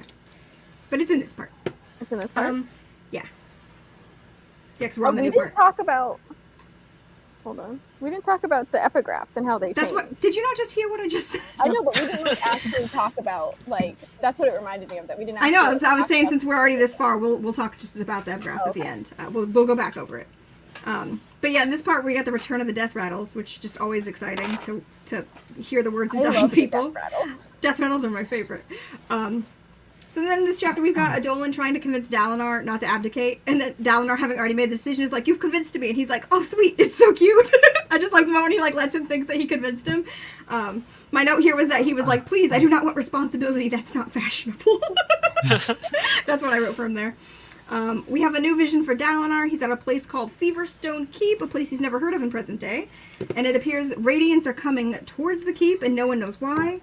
It mentions the Order of the Stonewards and a large number of Windrunners as well, which is interesting. Yeah, if you guys are not in the Discord, go look at those chapters and watch Max live decoding things, because that was a lot of fun. It's fun. And Max isn't done. There's more that I think Max is going to be puzzling out later. So Yeah, definitely. stay tuned for Max solving puzzles Back in the to the Discord. grind. It brings me joy. Literally, like, when you first started that, I was literally just sitting here, like, waiting for you to guess the next thing so I could confirm it, and I was, like, looking at the translation, and I was like, correct! No, correct! I was just sitting here doing nothing else. I've kind of got the hang of a certain number of letter groupings now that I can spot. I'm still shocked by it. I could never. Your brain is incredible. It's incredible. But yes, then Dalinar, he thinks he knows what he's about to see, and he's right. It's the day of Recreance, the day the Radiance betrayed mankind, which we watch as, like, they're just leaving their shards and walking away, which is really dramatic, and then all the people from the keep, like, start running out and grabbing the shards and killing each other for the shards, which is just really dark. It's very dark. It's, like, so dark, just, like, on top of it, it's like, what the fuck? Like, they're just, like, leaving their shards and walking away, so it's, like, super confusing and ominous, and then all these people start killing each other for the shards. It's super fun. And then, you know, we get the... We don't... What I skipped ahead. I'm losing my track about what I was reading, sorry. With the flashbacks of Dalinar, it's kind of... The later flashbacks kind of feel like a recording, but in the very first one of his we see, when he fights that thing, it feels like he was very able to affect things. You'll get more explanation on that. Okay. If I was him and I, like, was transported to the past, I feel like I'd try and, like, scratch my name somewhere and then try and find it in real life. Wow, that's actually that makes sense. That's really funny. But yeah, you get a little bit more explanation on, like, more about the visions. Okay. Dalinar doesn't have that many brain cells, though, so it makes sense he didn't think of that to me. No. I love Dalinar, but Listen, all of his brain cells are in Jasna got all the colon brain cells. Let's be honest. Jasna and Navani, they're the only smart ones in the whole team. I'm just saying. The men are allowed to read. Now, I mean, How is Adolan, it- not smart. He's a good boy, but he don't got the brain cell. I'm just saying. They can't read. They got the brain cell. So. It's not their fault. It's not their fault. It's not their fault. The fact he kills them. So yeah, I like that. Literally, the next part of my doc here says that Renarin has the brain cell in the room because then when Dalinar comes out of the vision, he's like, "Why don't we try to prove the vision's real or false?" And it's like, "Well, why didn't anybody else think of that?" I know. it's like yeah, you could try to prove them with some way. So of course they call Navani in to do the scribing for the vision, and then she tries to seduce Dalinar, and he barely manages to refuse her. He's like, "I can't do it." I'm Adolan, 19, can't read. Oh, it's my favorite. Actually, Renarin is 19, but I was about to say Adolan's 23. Oh, and actually I think Renarin is 20, not 19. I always think he's 19, but I think he's 20. No, he's 19. I'm almost She knows her certain. child. I know my boy. I'm almost. Like, Well, I know Caledon's 19, and I know talk about it that later. they were the same age. But they're not exactly the same age. No, he probably turned 20, like, earlier. But I That's thought right. it's a book. He's 19. It says it. Anyways, Bridgeford does another bridge run, and they lose Dunny, which is just the sweetest little boy, and he's dead as fuck. It's fine. So Caledon starts attending to the wounded from other bridge crews. He's upset. He's like, I'm gonna start just saving everybody because I gotta fuel this emotion. And everybody's like, dude, we can't save these other people. And he's like, I will fucking save who I want. Get to work. I just love that moment when he's like, I don't care. I don't care. Every time they're saying like, well, we can't. He's, I don't care. I don't care. And I'm like, I love him so much. And then Teft not being subtle at all and being like, oh man, the sphere's running out. Boy, that's pretty weird. It's like, man, you don't get hit with any arrows. Just like teasing him about like his like luck and stuff and just not explaining anything. He's like not subtle at all, but he's trying to be subtle. It's so He's good. like, how are you feeling? Feel anything odd? Like, You feel weird. Yeah. You feel What's going weird. on with He's like, you? I don't know. And he's like, weird how the spheres keep running out. Huh? It's pretty weird. It's like, Teft, bro. Come on, man. Why was he so hesitant to say anything for such a long time? Because he's a dumbass. I think he's just not sure. He's And he not also sure. isn't sure how Caledon is going to react when he tells him. Yeah. And then also it's his past, so then he has to like. go Yeah, into it's his related own to his do past it. and like I the don't know role he what- played in that. I don't think it dived too much into that stuff. Like I don't think It does did. a little bit. It does. I think it does more But I later. think that's why Um, it's like he's yeah. kind of more hesitant to do it. It's 'cause And he's then But then, guys, we get one of my favorite chapters. We're with Dalinar. We're at a feast again. It's cool. Nothing really matters here except the conversation with Wit. Wit comes in and sits next to Dalinar, all dramatically not speaking. Then he blurts out, "The winds are changing. It's been happening for months now. A whirlwind, shifting and churning, blowing us round and round like a world spinning. But we can't see it because we're too much a part of it." And then dumb dad Dalinar was like, "The fuck you talking about, world spinning?" I'm like, Dalinar over here being like a flat earther. It's like, it's just like, what do you mean, world spinning? Oh, What's yeah, happening? And I just love Reputation that of line. the Radiance is not good, so that's also my duet. Oh yeah, that's another thing too. Okay, Yeah, yeah. I always forget about that because I'm like, you guys are just stupid. And then, lo and behold, Wit's ominous shit don't stop there. He blurts out ad nauseum, trying to get a reaction from Dalinar. He just says the word, like no sentence. He literally just says ad nauseum, trying to get a reaction out of Dalinar. And Dalinar's just confused old man. So then Wit talks about some gibberish nonsense for a hot minute. And then he drops the truth bomb that he's Hoid, which I know some of you picked up on well before this, so good job. Did anybody not guess that he was Hoid before the confirmation?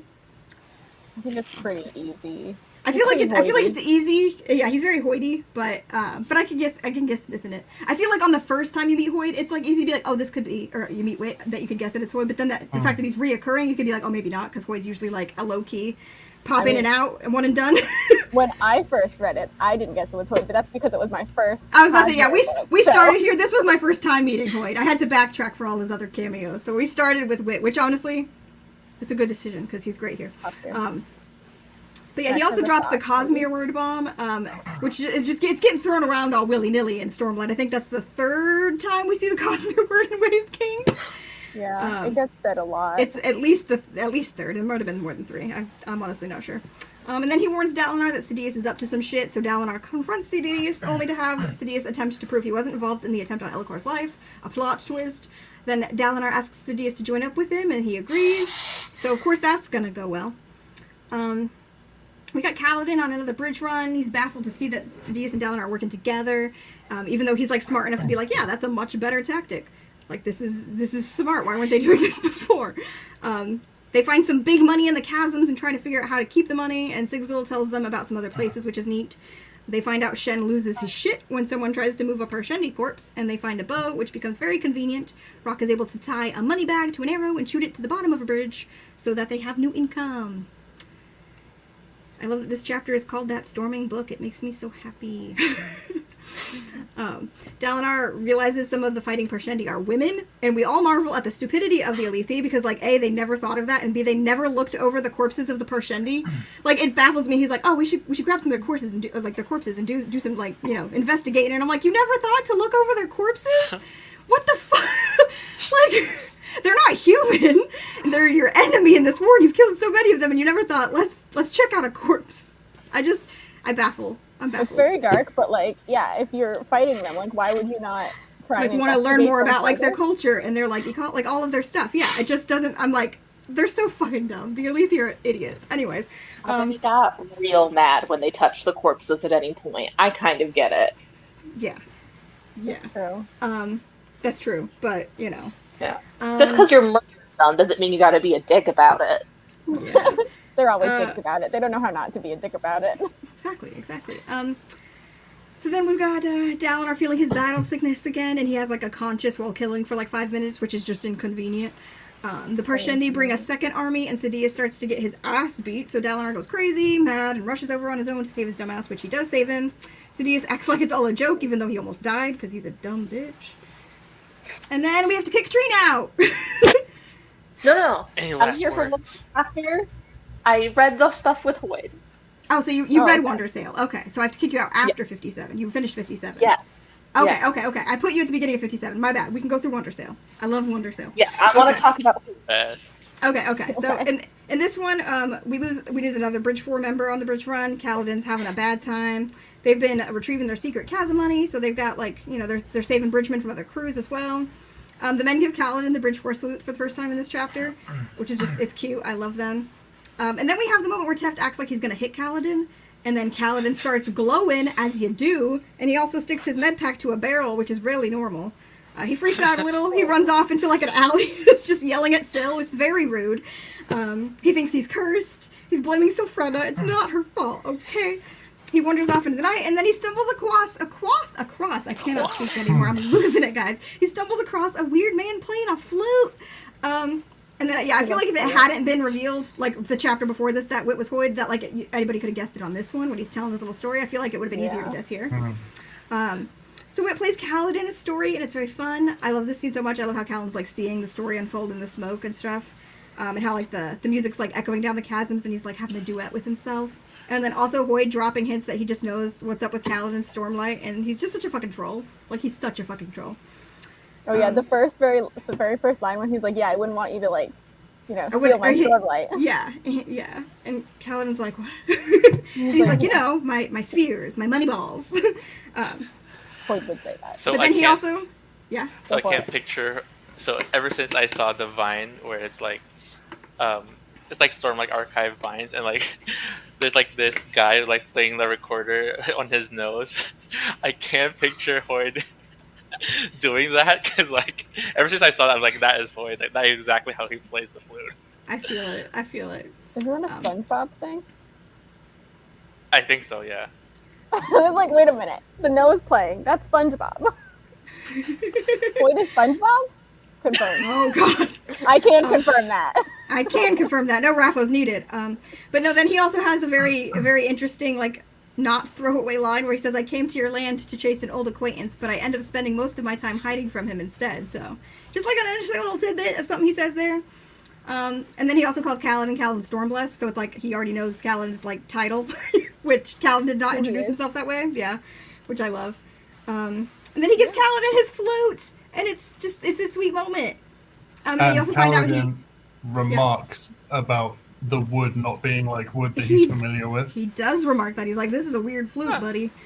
And then you find out that he also Hoyd also used to be Sigzil's master, the one that he was referencing earlier in the book. So, and then Sil comes back and explains what she can to Caledon, which is still not much, but she tells him that what is happening to him is because of her. It's because of them together, and that, you know, if they stopped this, that like she would go stupid again. And so then he goes to yell at Tefton's like, "Tell me what you know. Show me what you got." Now, Katrina, give us any thoughts before we must kick you out.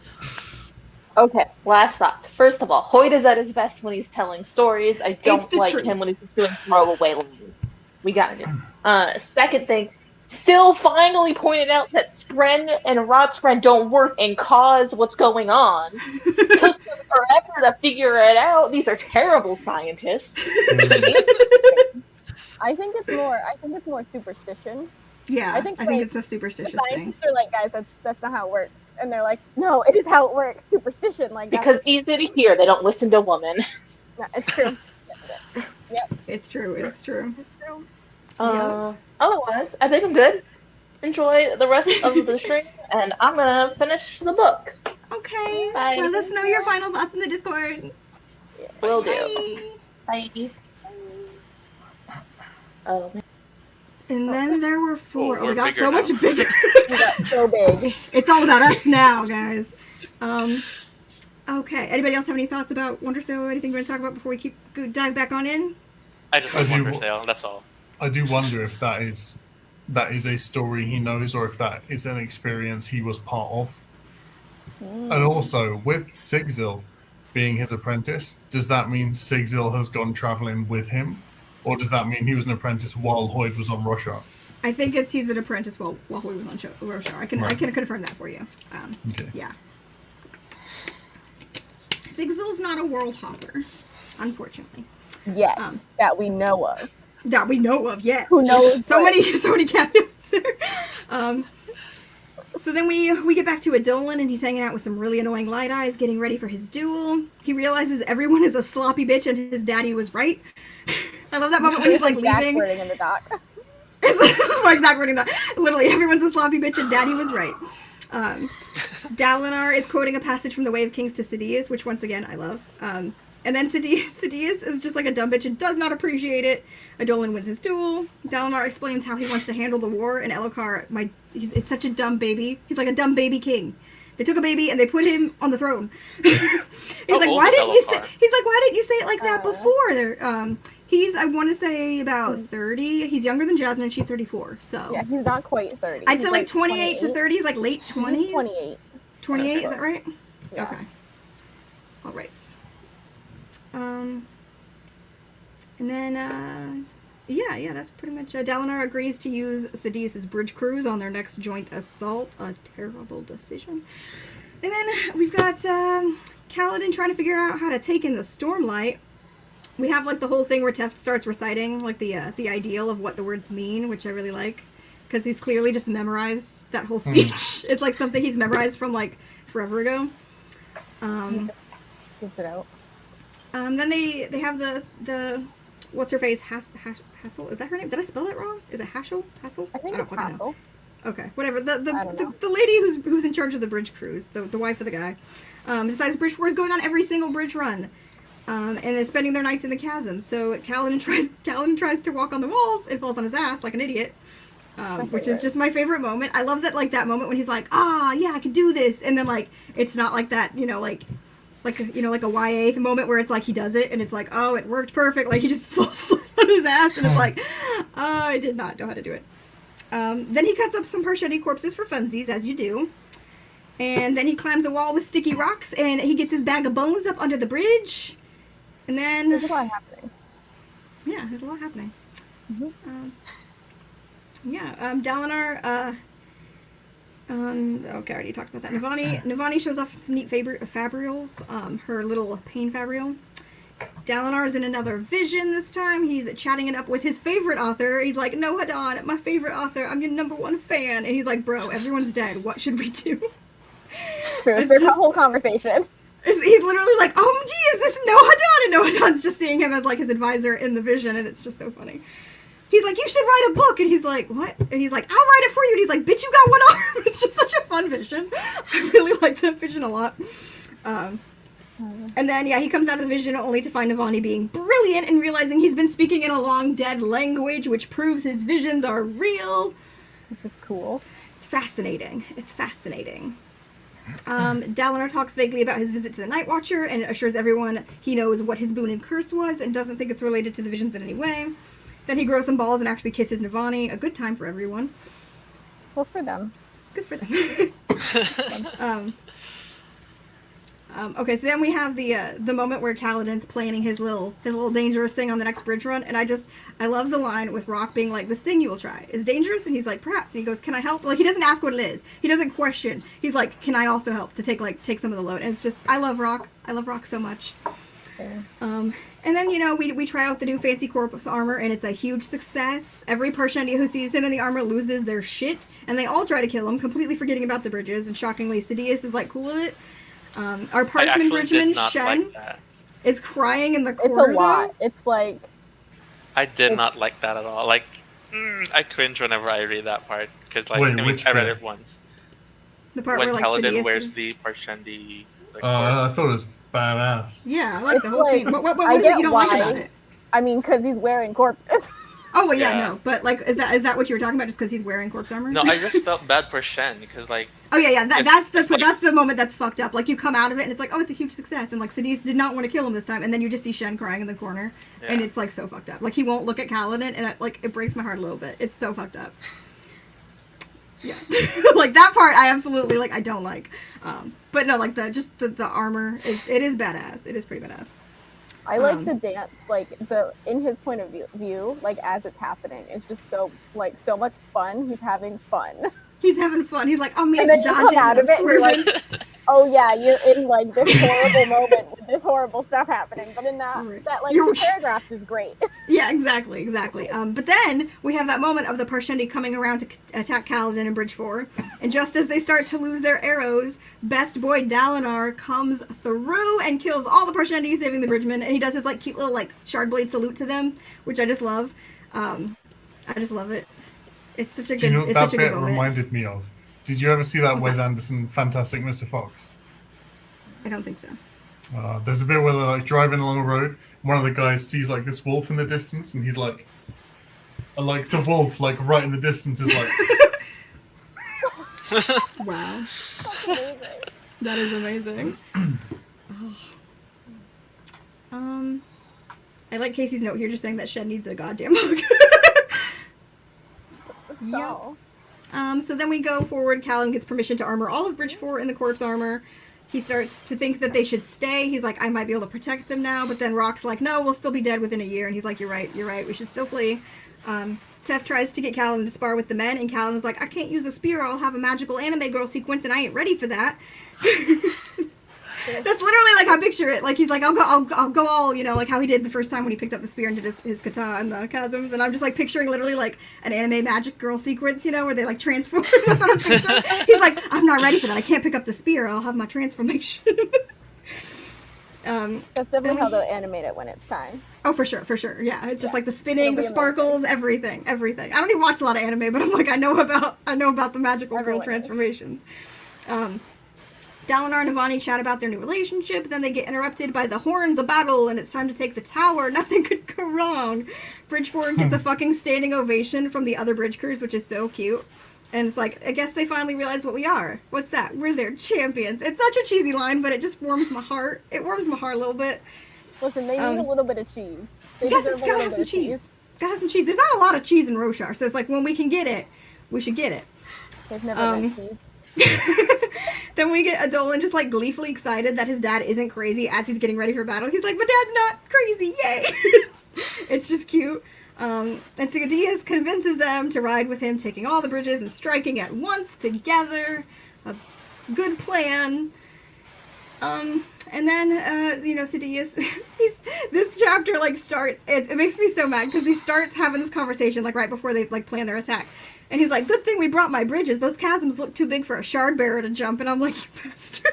And then he ends the conversation with Dalinar being like, we still on for dinner tonight? I'm like, bro, that's so fucked up. I hate him so much. Savage. It's so savage. It's like, dude, chill, like. Yeah. This time, Bridge 4 members are getting, like, hit left and right. Scar got an arrow in the footy, and Tef's got an arrow in his shoulder. Once again, the thrill starts to abandon Dalinar. He's feeling sick at killing again. And I put in parentheses, good for you, boo. And then, not so shockingly, Sidious betrays them, pulling back and taking every single bridge with him, abandoning not only Dalinar and Adolan, but, like, 8,000 innocent men. Like, yeah, they brought 8,000 people with them. Curse your sudden but inevitable betrayal. Like, I mean, yeah, seriously. Like, that's like Adolan in the next chapter when, like, they're fighting, and he's like, I told you, while they're fighting. I love when they're fighting and he's doing that. It's like, guys, we're in the middle of a battle. Yeah. I was in shock at the end of that chapter. I was just like, no. Like, I mean, because, like, I was... Weren't you, like, starting to warm up to Sidious? Like, you were playing into it. You were as putty as Dalinar. You're like, oh, man, we're gonna be buds again. You were falling for it. Oh. See, Caledon's completely shocked by Sidious' betrayal. Adolan is not shocked by Sidious' betrayal. And, Adolan and Dalinar do have, like, a little heart-to-heart about, like, not blaming each other in the middle of the fight. And Dalinar gives, like, his little speech to the men. He's like, we're gonna die, but, we're gonna die standing, heads held high kind of situation. He's gonna die with not going out without a fight. Two bits in this book where I nearly cried, and that was one of them. That was the first one. It's so freaking good. I literally, when, like, his final thought, as he's like, okay, this is where I die, but he has one regret for Renarin. And he's like, I'm leaving him, like, alone. He's gonna be High Prince. Like, he's just gonna be, like, devoured by the High Princes in the court, and I can't protect. Like, his, like, one regret, and I'm like, emo. So emo.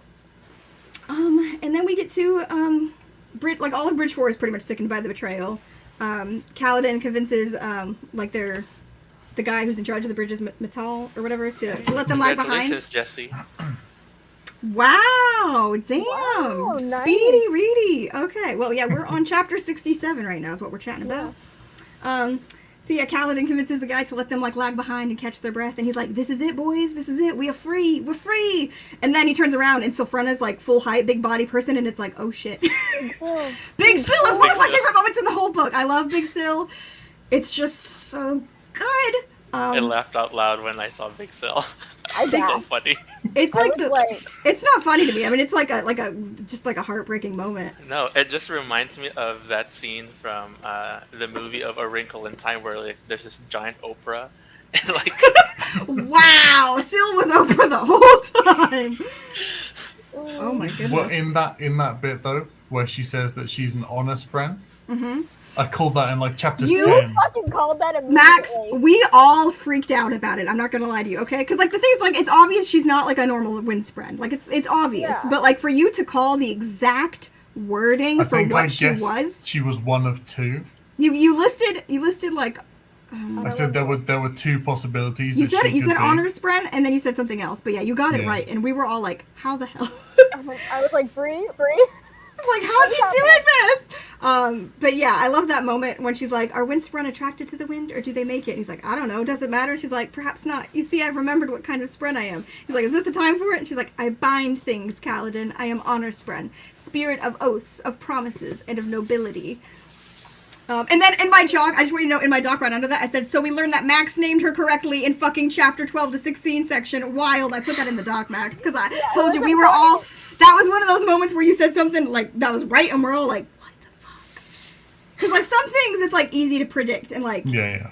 Even, like, just guessing the exact right wording. Not even being like, oh, like, I feel like she's, like, you know, she falls into this category. Like, you guessed the exact wording. I was losing it.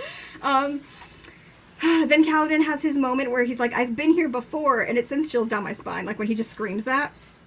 And then it echoes on the plane. Yeah, because like it's quiet, the other people have already left, they're apart from the other guys.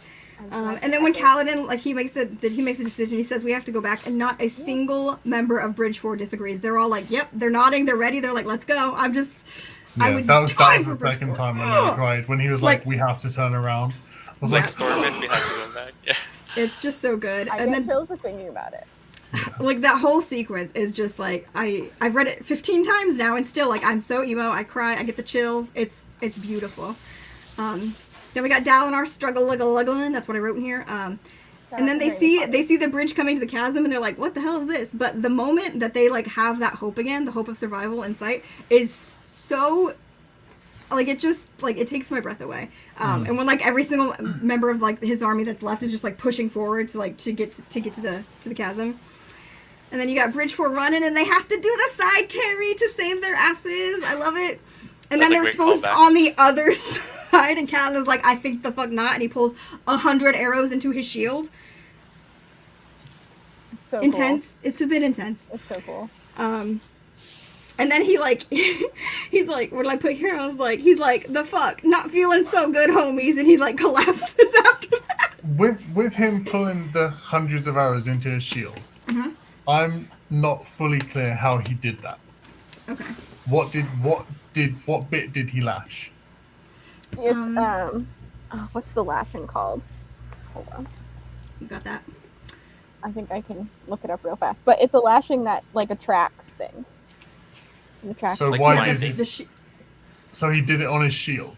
Yes. Yeah.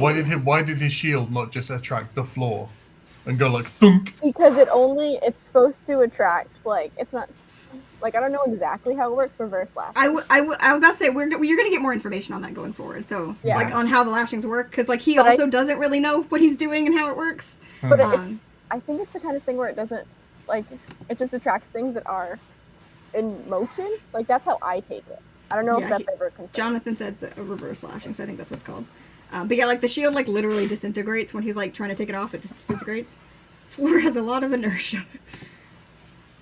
There's a bit in the Sheth prologue, the really really early one, where he says that one of his lashings failed because his body couldn't keep track of how many lashings it was doing. Yeah, he was like going in too many directions. Does it? Oh, is it directional? Is it not number of lashings then? I think it's kind of both. Again, you'll get more of that explained going forward. Okay. If you still have questions, like when you've got as much information as you're going to get there, then I'll see what we got on like the copper one. But yeah, so Caledon's collapsed on the ground, but I love that moment when like Bridge 4 just keeps going. They're like, we got a job to do, and they just keep going. Like Caledon's out, just on the ground. He's looking gray. He's not looking so hot. And then of course we get a little mini flashback where we get to see Tian die. It's very nice. It's very good. I'm okay. Because like obviously you know how that ends. Like you know Tian died. You know he failed. But like having to just like go back and see that flashback and like the moment when it's like it's already over and he's like cradling the corpse like in that little hollow and he's like, I'll take you home. I'll protect you. Like and he's dead and he's just saying that. It breaks me. It breaks me.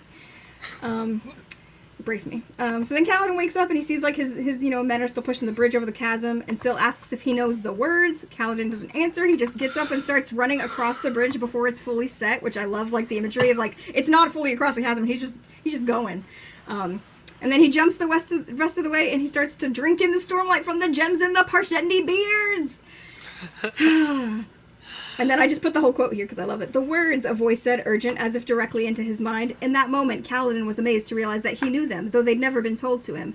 I will protect those who cannot protect themselves, he whispered, the second ideal of the Knights Radiant. It's so good! It's so good! So good. Oh yeah, and then there's this line here in the next chapter that is like one of my favorite things when it's like the Parshendi fought to kill, but the Alethi this time fought to live. When like Dalinar and his men are trying to get to the chasm, it's like they have like something to live for here. They're not fighting just to like kill their enemy, like they're fighting to live. And I'm like, it's just so beautiful, and it mirrors the line that Caledon had like a few chapters back when he was like he wasn't fighting for Sidious, he wasn't fighting to line someone's pockets, he was fighting to protect. And it was just like I like the mirroring of those two lines, those moments when it was like we're not fighting to kill, we're fighting to protect, we're fighting to survive. I'm like, chef's kiss, it's so good. And then like all of Bridgefort's kind of marveling at how cool Caledon is while he's glowing and killing bitches, and Tef's like, stop staring at him and go help, you dumbasses. And then Dalinar is like sure that they're gonna find the bridgeman dead at the chasm, but he doesn't stop fighting to get down there. And the line, it's like it might have been meaningless as an end, but it had changed the journey. This was how his soldiers should fall, not cornered and frightened, but fighting with passion. And I'm just like, everything in this scene makes me emo, if you hadn't noticed. But then he sees the bridgemen fighting at the chasm, and he's like, this is the most amazing, beautiful thing I've ever seen. Like, these just slaves fighting back the enemy to get us across. But then, of course, before he can get to freedom, the Parshendi Shardbearer arrives to fuck up his day, like, some more. And I love that he's like, oh, fucking hell, like, now? You show up now? Like, as his men are trying to get across the bridge, he's like, God damn it. As he's getting in a stance, he's like, now! I just love that he's yelling at the Parshendi, because he's just so fucking done. So he's fighting the Shardbearer, and we cut to Caledon being impressed by how the Parshendi fight, and like realizing he sees in them what he'd expected to find in the soldiers at the Shattered Plains, which is just interesting. And then Caledon finds out Bridge 4 members died in the fighting, so he's like super upset about that, and he just takes it out on every light-eyed officer in the Caledon army, just yelling at all of them, like, get your ass across the bridge. Who's in charge here? Give me someone in charge. You're promoted. Like, just yelling at everybody. I love it so much. I love that he promotes that guy. He's like, can you do that? And he's like, someone has to. Get over there. Like, just taking charge. It's so great. And then, of course, we have the moment where, like, he's trying to get, like, all the people out, and the Cobalt Guard won't leave without Dolan. Dolan won't leave without his dad, and Caledon's like, damn, I gotta do everything. So he shouts at Adolin, runs off to save Dalinar, and he sneaks in and stabs the Parshendi Shardbearer in the leg twice. And he gets Dalinar on his horse. All of like the Parshendi are just kind of watching this at this point. Like they're just kind of standing back. They're a little scared of Caledon, and he's just yelling at Dalinar, getting him on the horse, just walking out. It's really yelling weird. Like the whole time. Yeah, he's like yelling the whole time. He's like, you were supposed to be one of the honorable ones. God damn it. Like Dalinar's hallucinating. The Parshendi was talking to him, and he's like so confused. He saw Caledon glowing, but he thinks he was hallucinating. The Parshendi that spoke to him, was that taunting, or was that like a weird recognition thing? Rapho. Okay. Good old Rapho.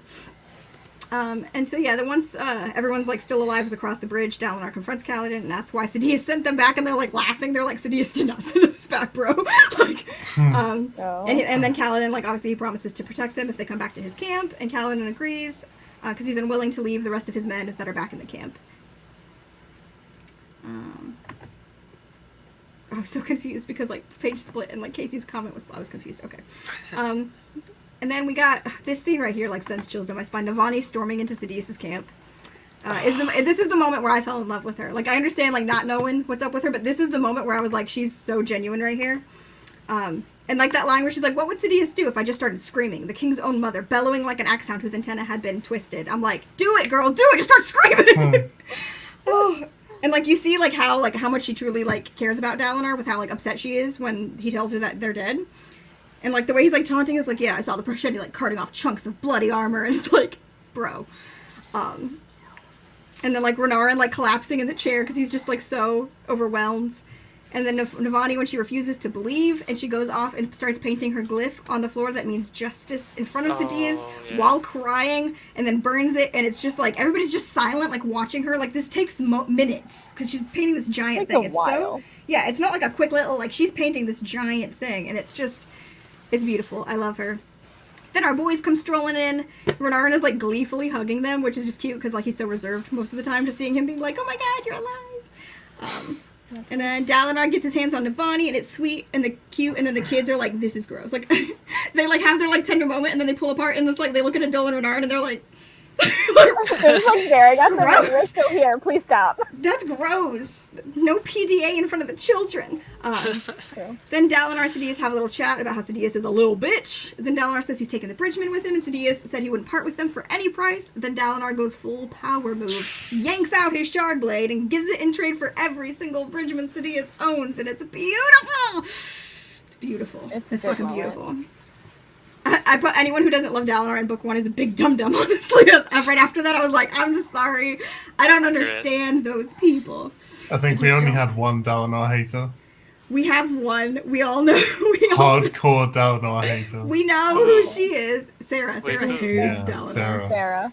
Dalinar, she hates Dalinar, yeah. Right? Yeah. And then Caledon is like, what the hell just happened? So then Dalinar strolls into... This is his best. Dalinar strolls in to see Elokar and starts beating the living hell out of him, and it's fucking amazing. I love Elokar, but it's like, it's great. He needs to realize things, and so it's like, he realizes that Elokar is the one who cut the strap, and he's a dumbass, and Dalinar proves he's not trying to kill him by beating the shit out of him, and being like, I can kill you whenever I want. I can kill you whenever I want. Yeah, he's like fighting back, but he's like, he like gets his sharp in his hand, and then like he hits his wrist and he just drops it. Like I love Elokar, but like, babe, no. It's not going well for him. But anyways, we have the fucking mic drop when Dalinar's like walking out of the room, and he's like, by the way, I'm fucking your mom. Like, literally, that's basically what it is. That's how we refer to it. We always refer to that as like the I'm fucking your mom mic drop, because it's just, he's like, yeah, you're gonna name me like High Prince of War, we're gonna do this, we're gonna change these things, like I could kill you whenever I want, so you know you don't have to fear me. And like also that moment when he's like, I love you like a son, boy, and Elokar's like, you have like odd paternal instincts. I love that line. I'm like, Elokar's low-key hilarious, I'm not gonna lie. Anyways, so then we get into part 5. We remember Shaylin exists. She wakes up, she wasn't at all in the last part. She wakes up alone and sad, trying to make sense of everything that happened, because she realized Jasna should have also been poisoned by the bread, because she ate the bread, wasn't poisoned. And clever little girl starts putting it all together, and then giving literally, like, no fucks, because she's nothing left to lose. She's, like, strolling through, like, the city and back to, like, back to the wherever the fuck, in, like, her nightgown. Like, left the hospital, just walking through, and she just goes up to Jasna, and she's like, yo, bitch, I know what's up. I love this scene so much. She, like, confronts Jasna about, like, her soul cluster was fake, and that she was soul casting by herself the whole time. She dips herself into Shadesmar to prove it to Jasna, and she has to admit a truth to the creatures, so she tells them she killed her father, and slips on in. It's just, like, low-key. It's just like, yeah, I killed my dad. It's fine. It's casual. And then Jasna comes in and pulls it out, because Shaylin's an idiot who has no idea what she's doing. And then Shaylin decides she wants to be a part of it. She wants Jasna to teach her how to use this power and to let her help her with whatever it is she's researching. Now we get the scene where Zeth is now being sent to kill Taravangian, and it's like, oh, how sad, the kindly old king who loves to heal people. Wait, just kidding, he's actually Zeth's master and sent Zeth to kill loads of people. Oh, and also he is killing people by draining their blood in his fancy hospitals to get records of their death rattles. This is all very chill. It's so much. Like, I assume people go into that scene, if you're not already, like, sus of Taravangian, you go in and you're like, oh, he's gonna kill Taravangian, like, he's such a nice little kindly man. Oh, fuck. Like, oh, that's what he's about. Like, it's really funny. Is anyone sus of Taravangian? Like, does anybody actually get sus of him? Because, I mean, like, it's not like, there's not really, like, anything to be sus, like, it's not implied. The only thing that there's a reason, I think, to be sus about him is because, like, there's something about saying that he will be forgiven, and he's like, no, I will not be forgiven. Yeah, he does have that dark moment, and you're like, what's that implying? You're like, what? What are you talking about? You're just an old man doing old man. Before we move on, can we talk about Shadesmar? Yeah, we can. Yeah. We can talk about Shadesmar. The people that were the Ardents that were measuring the spread, they talk about Shadesmar being in cognitive realm. Yes. Shadesmar, I will go ahead and just tell you, is another word for the cognitive realm. It is the cognitive realm. Oh, so okay, fine. Yeah. You'll get that like hard confirmed like immediately in the next book. So I was like, I'll just. Why did they see it so differently than Kelsia saw it? There's a lot going on in the cognitive realm. There's a lot to die. I'm just gonna raffle you because you're gonna learn a bunch more as you go. Okay. Yeah, there's a lot of cognitive stuff. Also, I want you guys to know that under my Taravangian note here in the doc, Casey's note was just Taravangian's a vampire because he's draining their blood. I was also Also- very tired when we were doing yeah. notes. Also, the the end of that chapter is Taravangian sending Zeth to kill Dalinar. That's the last we get of that. He's like, I need you to go kill Dalinar, Colin. So it's like, sure, cool, that's chill. Book 2 is gonna be fine. I'm sure it's gonna be Dalinar fine. can take him. He can take up. Raffo. Then we got Jasna showing Shaylin her research about the Voidbringers, and Shaylin realizes the horrible truth: the Parshmen were the Voidbringers. Humanity did not defeat them, and they enslaved them. It's such a big. It's just like, oh, by the way, there's so many oh, by the way moments at the end of this book. I love it. I love it so much. But that line where Jasna says, like, humanity, if they have use of something, they do not Like get they rid don't of throw it away. Like they will find, like if they can find use for it, and They it's will like, find a use for it. girl is calling it out. Yeah, I didn't see that one coming at all. Oh yeah. Realmatic metaphysics are not easy to sum up exactly. Jonathan gets it. And also it will be explained more. Yeah, exactly. throughout the book. If there's like something that like you're asking, I have a question about that doesn't really like dove into, then I'll just like give you what I know. But if I know it's going to be explained in text, or at least more explained, I'll just let you ride that wave, and then we'll go over it again after the fact. But so then we got the next chapter. Still says she likes Dalinar more now that he got rid of his shard blade, and she disappeared after the battle because the killing hurt her, which is just like an interesting line. Dalinar comes and gives Caledon his cloak that he wore in the battle, which like I just love. That it's not just like, oh, like I'm hiring you and I'm like, you're my retinue now, but it's like, here's my cloak that I wore in this battle where I was gonna die, but you saved me. I just like it. It's such a cute sentimental moment. That's like your dad giving you his leather jacket. I know, right? He's hot dad Dalinar, I'm telling you. He also says that like his family wears those colors. And I just love He's that like line. that line where he's like, Poland basically like inducting him into the family. It's Poland cute. Honorary dad Poland now. blue. Yeah, so then he hires Caledon basically because he wants his like men to be the new Kingsguard, and he wants Caledon to train all of the Bridgemen to supplement Dalinar's army because they're down 8,000 men. Well, not the full 8,000. They're They have down like 6,000. they have like what 2,500 left or something like that. It's not very It's a many. lot. The cloak, yeah. And then all of Bridge 4 knows about what Caledon can do now, and so they're also cute and supportive and talking about how like to test his abilities and to see what he can do and like trying to like help him learn how to do it, and also like trying to learn how to do it themselves if they can. While they're having their customary stew. I just love them. We're almost there, kids. We're almost there. So then we got Shaylin deciding she has to go with Jasna. She has to help her, realizing the Parshmen are so ingrained in their everyday lives and could like one day turn on them, and how society would like fucking collapse is a big deal. Also, Jasna explains about a group of people who are trying to kill her called the Ghostbloods, and Capsule was a part of this group. Yeah, I know. I feel that. I feel it, Spence. I feel that, Spence. I feel that, Spence. You don't even know. Okay. Shaylin realizes her father might have been involved with this group as well.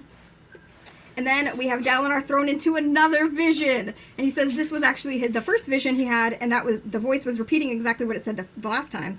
And that's when he's like realizing that these are not like it's a predetermined thing. So it's basically a recording. It's not a live show. It's basically the visions are a fucking voicemail, and the mic drop of "By the way, God is dead" is so fucking hardcore. I love it. I love it so much. By the way, God's dead. I like the joke one of our friends made was like, I can't believe Honor made his voicemail like, hey, what's up, it's Honor, and then like, never mind, I'm dead. It's like, oh, you thought I actually answered. Just kidding, it's a voicemail. Like, it's such a fun joke. It's one of my favorite ones. And then it ends with, like, oh yeah, and Odium is who killed God, so there's that for you. And then we get the good old epilogue. Sweet, sweet epilogue. Here we see Wit being annoying to some random-ass guards at the gates of Kholinar, asking interesting questions while playing some music. Someone shows up at the gates running a shard blade through them and stumbling out, looking like a homeless man just vomited up out of a swamp. And then, of course, he says, I am Talon Ellen, I never know how to say his full name, Stone Sinew, Herald of the Almighty. The desolation has come. Oh God, it has come, and I have failed. So this guy bursts in claiming to be a herald, and Wit's just like, I fear you may be too late, my confused and unfortunate friend, and that's not ominous at all. And that's the end. We did it, kids. It's the whole book. It only took 2 hours and 32 minutes just to summarize the book. We did it. We did it, kids. I'm gonna chug some water. What's your thoughts? Everyone have thoughts. We did pretty good. Yeah, we did good. Does anyone have any thoughts? Because the epilogue is my favorite thing. I've reread it so many times, like outside of rereading the book. Oh yeah. I have a soft spot for all the epilogues. There were a couple of things. Yes. Firstly, do we get an explanation about why great shells build chrysalises? I know we do. Oh my! Let me move my mouse back to this computer now that I'm not scrolling through the door. We get like I don't want to say a lot of information. We get more information. Not like we get vague information. We go over it. Also, we go over it. I don't. Because the fact that it's like, firstly, they're climbing up real high to build them, and secondly, choosing the word chrysalis instead of cocoon implies that it's going to turn into something that can fly. I will say, we'll talk about it again. I'm not gonna I'm not gonna give you like a full raffo because like there is more information, but I'm not gonna like promise you like a whole ass answer that explains everything you're gonna want to know. Okay. At least not yet. We only got 4 books in this series, 2 novellas. We got a ways to go, so I'm not saying you're not gonna get those answers. Okay. I feel like you will, but we get something. we get something. That's what I'm gonna say. We get something. What else you got? There's a sentence that I'm 99% sure it's a throwaway or coincidence. Word sounds the same, but when he says that like Parchment and Pashendi are as different as Alethi axehounds and Sele axehounds, okay, I think is that coincidence? I think that one you are reading too much into because I think that's just like a group of people like Thalens, Alethi, the Sele people. It's just the people. He just likes those sounds. Maybe, but are the Sele people? If that one is, I will go say if the Sele people are somehow related to Sel, I do not know that for a fact. I can wob it. Let me see if there's a wob on that. There might be. I think Sele are like local to Roshar. Yeah, I think they are. I don't think anybody was originally local to Roshar though. I think they came here from somewhere else. Yeah, definitely. Because like there's like almost everything is crustacean-like, but then occasionally there's non-crustacean-like. Yeah, it's like crab, pig, and it's like nah.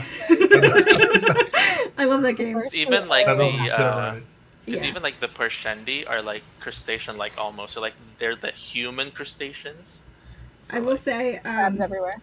Crabs everywhere. I will say that the only wob that has that word in it is not related to what you were asking, and it's Rathode anyways. But I can't. It's about something that hasn't come up yet. It's the place. I think it's just a place. If it does have any relevance to Cell, I don't know of it. So crab people. Yeah. I'll hold out for that. I'm going to be holding out for Cell. Okay. Did you? Okay, right. We need to talk about the epigraphs. Did you notice the name drop of the planet Cell in an epigraph?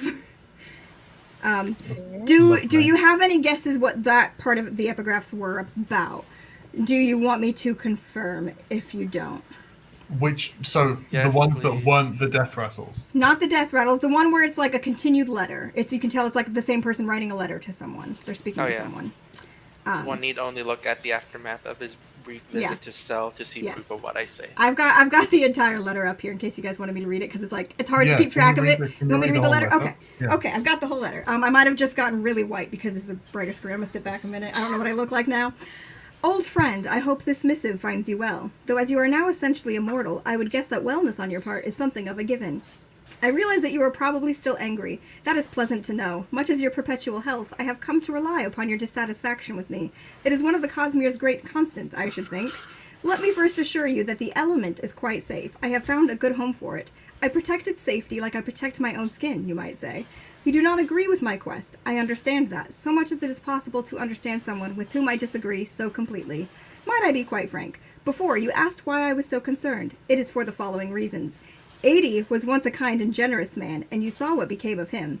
Race, on the other hand, was among the most loathsome, crafty, and dangerous individuals I had ever met. He holds the most frightening and terrible of all the shards. Ponder on that for a time, you old reptile, and tell me if your insistence on non-intervention holds firm, because I assure you, Rays will not be similarly inhibited. One need only look at the aftermath of his brief visit to Cell to see proof of what I say. In case you have turned a blind eye to that disaster, know that Aona and Sky are both dead, and that which they held has been splintered, presumably to prevent anyone from rising up to challenge Rays. You have accused me of arrogance in my quest. You have accused me of perpetuating my grudge against Rays and Bavadin. Both accusations are true. Neither point makes the things I have written to you untrue. I am being chased. Your friends of the 17th Shard, I suspect. I believe they're still lost, following a false trail I left for them. They'll be happier that way. I doubt they have any inkling what to do with me should they actually catch me. If anything I have said makes a glimmer of sense to you, I trust that you'll call them off. Or maybe you could astound me and ask them to do something productive for once, for I have never been dedicated to a more important purpose, and the very pillars of the sky will shake with the results of our war here. I ask again, support me. Do not stand aside and let disaster consume more lives. I've never begged you for something before, old friend. I do so now. That's the whole letter. That is split out over the whole. It's a lot more when you read it all at once. I've read it so many times. I was like barely reading it. It's almost all memorized. Do you have any guesses who's maybe writing this letter or who's maybe receiving it? Do you want me to confirm anything there? Is this the one you told me, Brie? I've told you know the answer to this. Okay. I feel like I would. Oh, crabs! I'm back. Hey, Eli, I just read the entire letter from the first letter out loud. We're going over epigraphs now. It's not like it's not something because like okay, the epigraphs, while relevant, are like a separate thing. You know, kind of like for the most part, it's not like going to be an immediately addressed in text thing. So like telling you isn't spoiling anything, as I will say. But if you want to like kind of work it out yourself, that's absolutely fine. Is it being written? So it says about like the brief visit to Cell. Mm-hmm. Is it being written about Hoyt? No, but you're close. No. close. Okay. Close. You're very close. You do a wonderful job. Thank you. I have that like almost the whole thing memorized. I love it. I love epigraphs, man. The death rattles. Like I was trying not to mouth along as you were reading it because I also have it mostly memorized, and I was like, I'll duck my head down. Oh. I think it's interesting. Like, I think figuring out is interesting, but I think you might find it even more interesting. To, Like if you know, and then kind of look at it again. Yeah. Who it's being written like from. Yeah. Because I'm just gonna point out that he does say "you old reptile" in that. So. He does. The person receiving the letter is referred to as an old reptile. That's all we know in the letter, which is fun. Is it in any way related to White Sands? No. Okay. I'm going over to my head. I was like, is there anything in there? Because there's a lot of stuff just like layered in that letter. Yeah, None of it's related to White Sands. Sands. Like a bunch of stuff. Yeah, there's a lot. There's a lot of stuff to dig into there, especially if like you know what to look for. Obviously, you recognize the word cell. You might have recognized. You might have recognized 80. Okay, so you know the word shard. Like so, some of those things are standing out to you. You can kind of start piecing together some stuff. But yeah. Please try to be as vague as possible. Well, like I just know like there's certain things where I'm like, oh well, like if like this doesn't get like, you know, like super like explained or dove into, like can I just say it? But I know sometimes Max just like wants to figure it out on his own if he can. Well, it's not something like addressed again. It doesn't get addressed in text. I will say you will see a response to that letter in an epigraph going forward. Wait. Okay. You knew that. You forget so much. Don't tell me because I'm gonna like. If you want, read I will. that letter like 6 times. I'll copy and paste the text so you don't have to like go look it up the full thing, cool. and I'll put it in the all spoilers for Waking so you can like dissect it, and then you can come at me with your guesses later. Cool. And I will, if you guess correctly, I'll let you know. There we go. Because I know you like to like try to figure things out on your own. I love even if it's not exactly. So I'm gonna let you have that. And if anybody else is watching this or like rewatching this and you want me to tell you, just DM a bitch. I'll tell you. Yeah. This book is giving me homework. Welcome to my life. I'm still like the other night, Casey and I, right when we finished our reread, we were together on a hangout and we immediately were like, okay, so theory time. And we were picking apart. Oh, there was something else I wanted to bring up. Let me go find it. One of the rattles. Yeah, which rattle? Oh, I moved my mouse. God damn it. Because we were theorizing about the death rattles because they're just one of the most interesting things to pick apart in Stormlight. Do you remember which rattle it was? Is the question. Oh no. Okay, no, it's not that one, but I'm in the right part. I believe Not that one. Oh, okay, I found it. So, I would just like to point out that you may have inferred that there could be, you know, some hidden foreshadowing in the death rattles. One of the death rattles, technically more than one, but this one specifically is the one I'm going to point out to you. It's the death rattle for chapter 59, which is titled An Honor, and it foreshadows something that happens at the end of this book. So it's like it kind of, if you go back and read this death rattle, you'll be like, oh, we just saw that happen. So it kind of tells you what you may be able to find in the death rattles if you start picking them apart once you're like fully caught up. So this death rattle was, above the final void I hang, friends behind, friends before. The feast I must drink clings to their faces, and the words I must speak spark in my mind. The old oaths will be spoken anew. And that is Caledon jumping over the bridge, drinking in the stormlight from their beards, and saying the second ideal. So yeah, it's like literally chapter 59, foreshadowing for what we see at the very end of the book. There's only, I will say, only a few at least confirmed. If you can, that would be great. Yeah, I have it right here. I just didn't want to switch tabs. But yeah, if you want to do it, that's fine. Just copy and paste the whole letter. The first letter only. Only. I trust you, Josh. I don't know why I said that. I trust you. There was one epigraph that was like. I know which one you're gonna bring up because you brought it up in the Discord, didn't you? I can't remember. I think you did. Wait, now which one am I thinking of? I'm not sure. Wait, which one do you I'm think? not sure anymore. I'm not sure anymore. The one I was gonna say was the one where it talks about like climbing out of a dark abyss, holding a heart in both hands. Yeah. But I feel like that's like Gem Hearts and Chasm Fiends related, maybe. I don't know. Raffo. Yeah. Raffo. I will say some death rattles have foreshadowed things we've seen in other books, and some we're still trying to be like, what the fuck is this about? You know. Some of them are scary. Some of them, once you're fully cosmere aware and you look back over the death rattles, you're like, what could this even mean? And I'm just. Do they all not refer cosmere to aware? things? Do they all refer to things on Rorschach? Okay, you know what? You know know. what? You know what? I had this thought the other night when Casey and I were on a deep dive. Because there is a death rattle. I'm just going to say it. There is a death rattle that mentions red eyes. And I was like, what if that ain't on Rorschach? What if we're getting foreshadowing for things later in the cosmere? Because, you know, we've seen some red eyes on Scadrial and Era too. I'm just saying. Now, I don't think that specific one. Like, I think I know what that's about. And I think it's Rorschach related. But I had that thought and I was like, oh my god, what if there's foreshadowing in the death rattles for beyond Stormlight stuff? And I'm like, I don't want to think about it, but I don't know for sure. I'll say that. I don't know for sure, but I did have that thought the other day and it broke my brain. That won't even be seen on page at all. Yeah, that's true. That's true. Yeah, we don't know much about the death rattles. Not a lot of them are like confirmed. There's a few that it's like we've gone back and people have been like, oh, I think that's this scene, and then Sanderson will be like, yes, that death rattle was like foreshadowing this scene in like book 3, book 4, whatever. But yeah, most of them are just a fun playing field of trying to guess what they mean. Scary. Yeah. There was the one thing I'm like curious about with the mechanics of how stuff works is about the gems used in this in this story, about what differentiates the gem types from each other in terms of the mechanics of how they work. Because like firstly I'm confused as to why Fabrials can't make gems. Because it says that they can't make other gems. Because they're powered by the gems. Why does that mean they can't make them though? It's just a rock, isn't it? It just makes sense to me that I'm like, if that's what's powering it, why would it be able to create that? I don't know. I've never looked at it. I'm not gonna lie. I've never looked at it that closely. I don't have your brain of dissecting things like that. Does it say that they can't make them or that they don't make them? It says they can't make them. It says you can't. Because when Shallan is talking about her dad using it to make deposits of minerals, she says she can't make gems, but she can make things that are nearly as valuable, like jade. Because my thought process was like they wouldn't do it, or like it wouldn't be possible because it would just break the gem that they were using to create the gem, so it would just be like a null Don't know.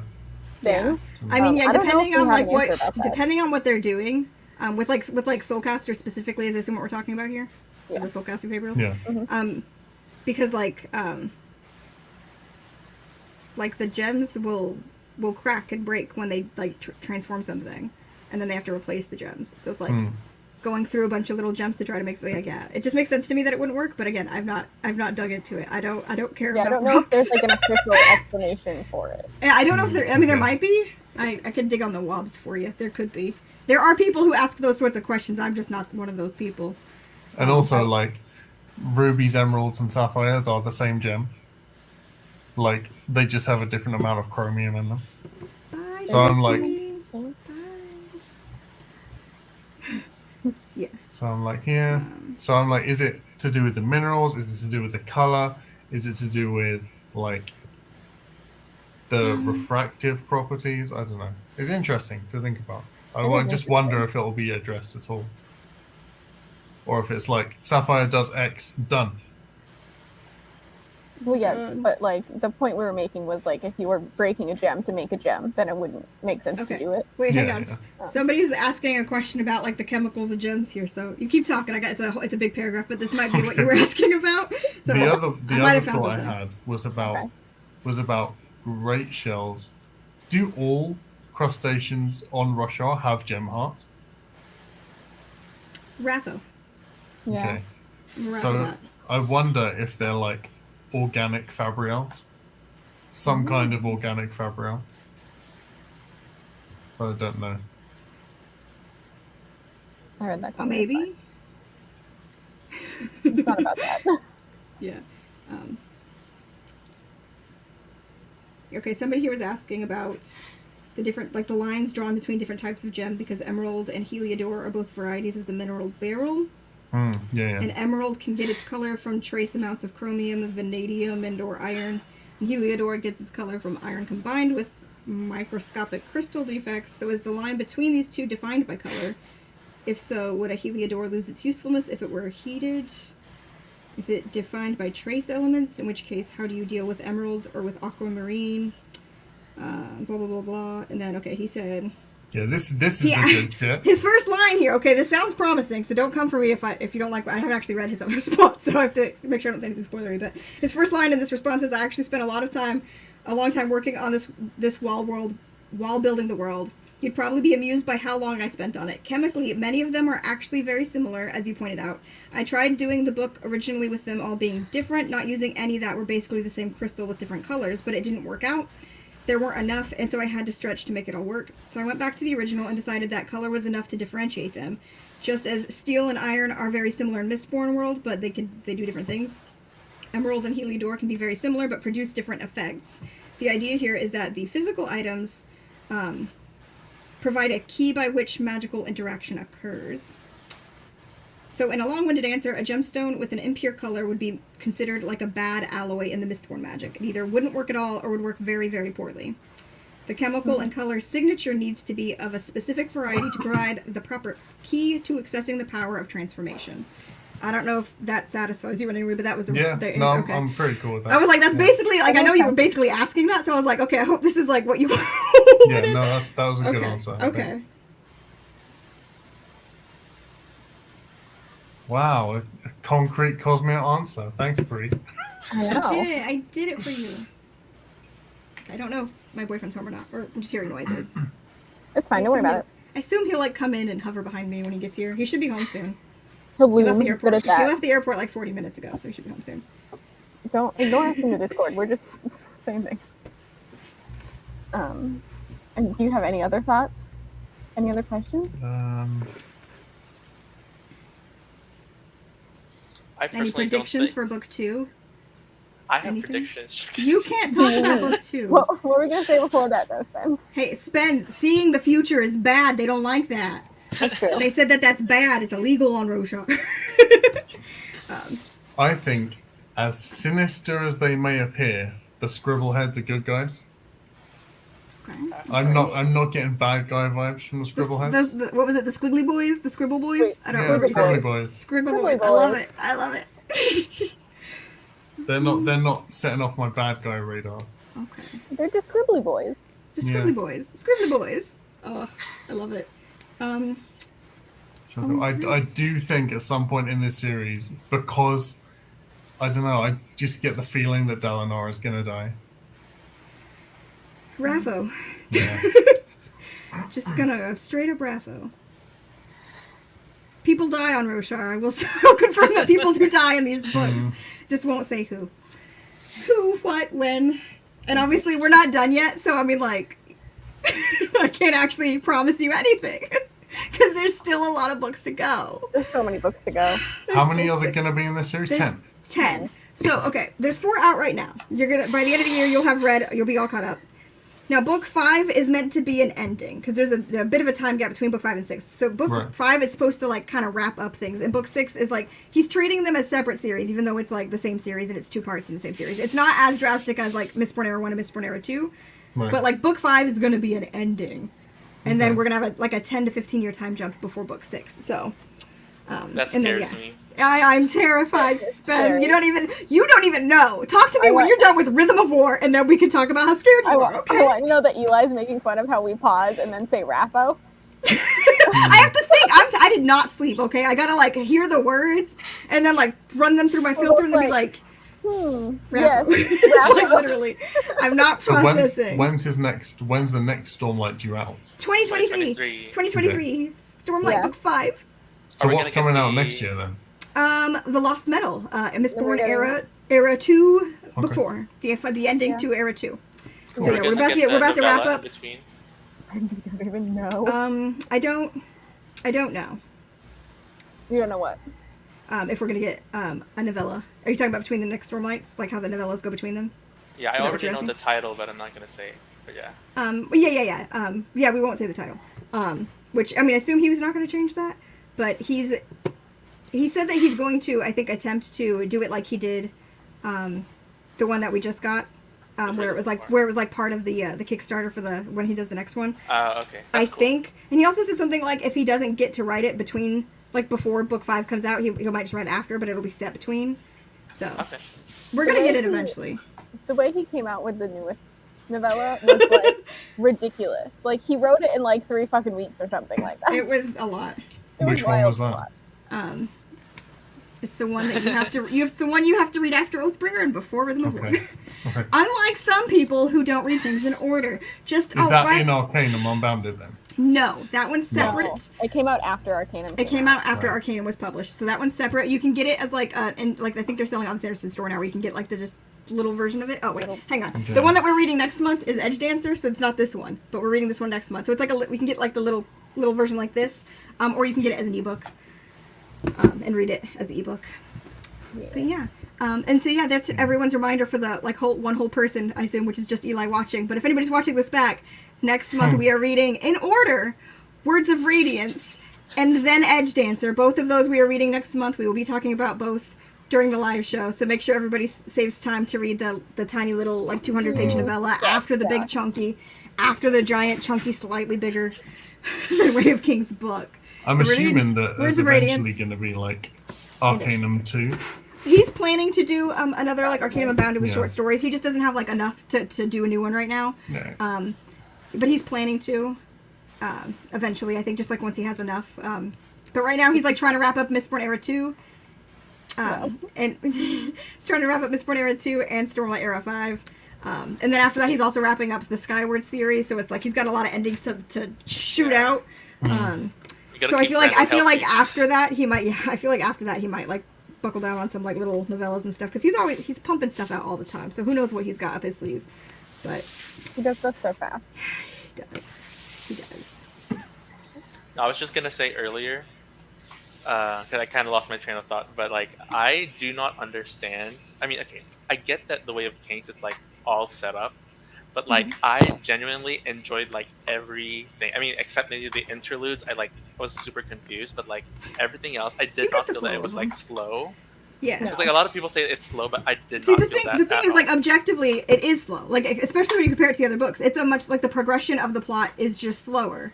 Like Words of Radiance, things are kind of constantly happening. Words of Radiance. There's a lot more build up in this book.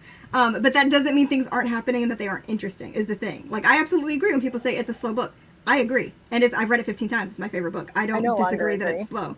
I know Wanda agree. It's not slow. It is slow. it is 100%. It's not. I mean, compared to Words of Radiance, it's moving at a snail's pace. I mean, it's much slower. People that are reading Way of Kings have not read Words. I know, but my point is like also, I mean, like other fantasy books, things like that. Like it's just it's a very slow setup for a 10-book series. It is slow, but that doesn't mean things aren't happening and they're not interesting and good and like still happening. It's just the thing that are happening are moving slower than the things that are about to be happening. Is all I'm gonna say. Things are about to not be. There ain't no like 200 pages of just bridge runs. It's going. It's about to go. It's about to go off. What is our next thing? Trivia. Yeah. Is there anything else we wanted to go over before I give you guys the trivia? Nah, go on, quiz us. Okay. I'm gonna run to the bathroom while you quiz people. All right. You guys get to battle. We'll see who wins. There's only 2 of you. All right. Most of these I think are fairly easy, but I think I snuck in like a tricksy one. How many heartbeats before you can summon a shard blade? 10. Good job. Who was the first member of Bridge 4 to come to Caledon's side? Rock. Rock. Technically, the argument could be made that it's Hobber, but I put it as Rock. I love Hobber. I know, He's right? so precious. What is the name of Dalinar's shard blade? Oathbringer. Oathbringer. Who was Zeth's first owner? We went over this because it's vaguely mentioned. We talked about it in this live show. The Shin guy, the merchant. I can't remember his name though. Oh yeah. Oh, wait, no. Casey's dad. Rizen's Babsk. Risen. Yeah, it was Rizen's Babsk. Yeah. Because he has that whole conversation with like the Shin merchants he's trading with about like, oh, do you have another like one of those servants? He's like, that's the best one I ever had. I wish I hadn't traded him, and it's referring to Zeth. So that was one of my trickier ones. What's the name of the story Wit tells Caledon? Wandersail. The Wandersail.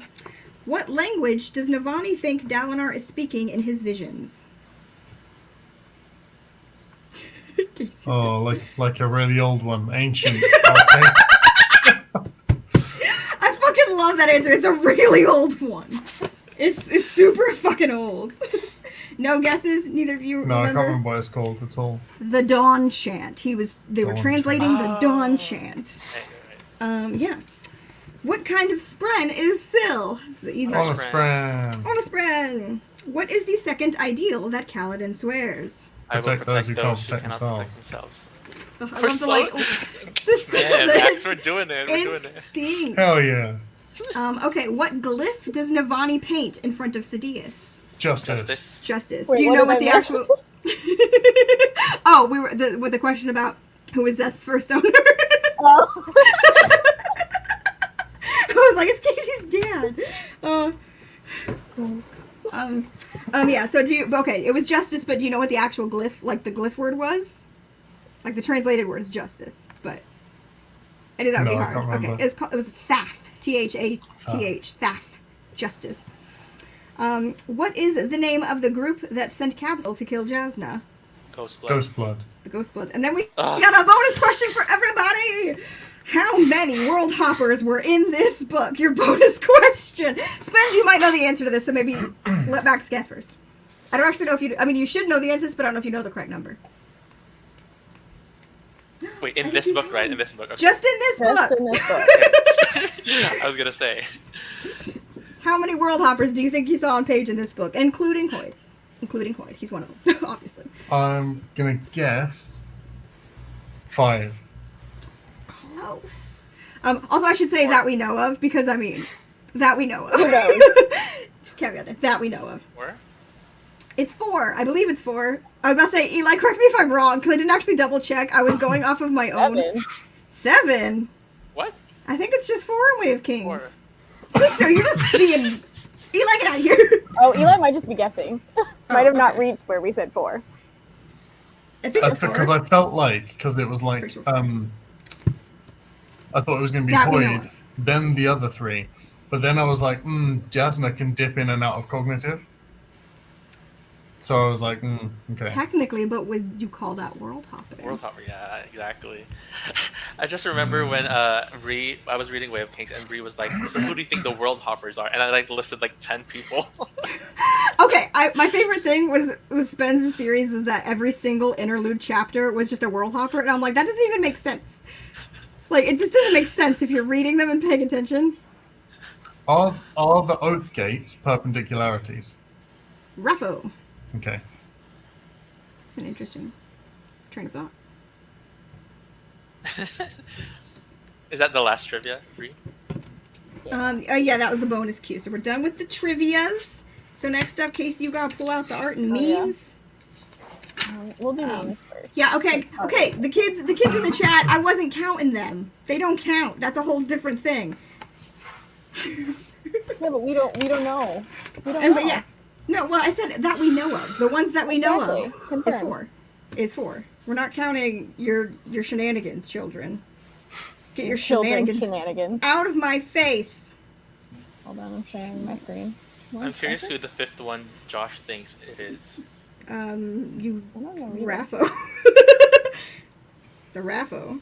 Oh. Oh god, there's so many messages in here, you guys. Where is it? StreamYard? I just want to share this one screen and you're being a dick about it. Okay. I believe in you, Casey. Okay. Oh.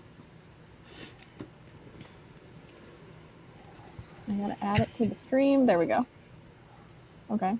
This is the first one. Reading the Stormlight Archive, listening to the audiobook because no true Alethi man would read. I want you to know, I put that one in there specifically for you, Josh. Does the audiobook have a female narrator? The audiobook is narrated by Michael and Kate. So they switch for the POVs, they switch. Okay. And then Seth's son comes along and toothless wore white on the day he was to kill a king. The palace guards are upside down. Gads after the 45th bridge run. How are you not dead, Caledon? I have no idea. Alethi royalty, I'm going to ask you to be respectful here, which I will politely decline. Yo, dog, I heard you like Way of Kings, so I put the Way of Kings in your Way of Kings so you can read the Way of Kings while you read the Way of Kings. I don't know who is forcing Speth to continually torment himself with brutal murders or why, but I will find you and I will kill you and I won't make Speth do it. Ooh, that was hard to read. Yeah, you got a ton of small ones, Casey. Just keep scrolling it. I'm sorry. These are the tiniest memes I've ever seen. I was a soldier in NRM's army for 4 years, but was sold into slavery. Since then, I've tried to escape 10 times. I've given up hope. How old am I? I don't know, like 35? Caledon, I'm 19. How the fuck? If we carry the bridge sideways, it can protect us from Brashendi arrows. The brains. The brains. Who would win? 2 battalions of well-armored soldiers who have gained a tactical advantage. One glowy boy! One glowy boy! Today, string that rich boy up in the high storm. We will let the Stormfather decide his fate. The Stormfather. That's a good time. It is. It's a good name. You can't save everyone, Caledon. This side won't stop me because I can't read. Oh. You paid for your medical supplies with dun spears. I too like to live dangerously. This is ridiculous. Jasna, I don't even have time to tell you how wrong I am. Jasna, actually, it's gonna bug me if I don't. It's so true, though. Dalinar, in the Way of Kings, I will hold this giant chasm fiend back single-handedly. Also Dalinar, in the Way of Kings. My dreams say we need to work together. Why is everyone so mean and selfish? Sidaeus, I forgot something. Also Sidaeus, it was Dalinar. He wasn't important. Yeah, you're right. This is Sidaeus until the end of Way of Kings. This is where I'd put my shard blade, if I had one. Caledon coming out of the high storm with a few concussions, broken ribs, and lacerations. 'Tis but a scratch. You're an honest friend, aren't you, Silfren? I don't know why this one made me cackle. That's Max in the Discord. I'm predicting it. Literally, that's just, we should put Max's face on that. Someone edit that. Honestly. Dalinar, they come to me in dreams like a prophet, receiving visions from an angry god. Shaylin, I don't need sleep, I need answers. Caledon, I'm fighting for my fucking life. Those are your 3 main point of views in With Kings. Yep, it's true. When you and your father survive a near-death battle and are reunited with your family, when your dad and Art start nuzzling and fully going right in front of you. A trade offer. I receive more people to talk about the Way of Kings with. You receive The Way of Kings by Brandon Sanderson. That's me! That should have my face on. Oh.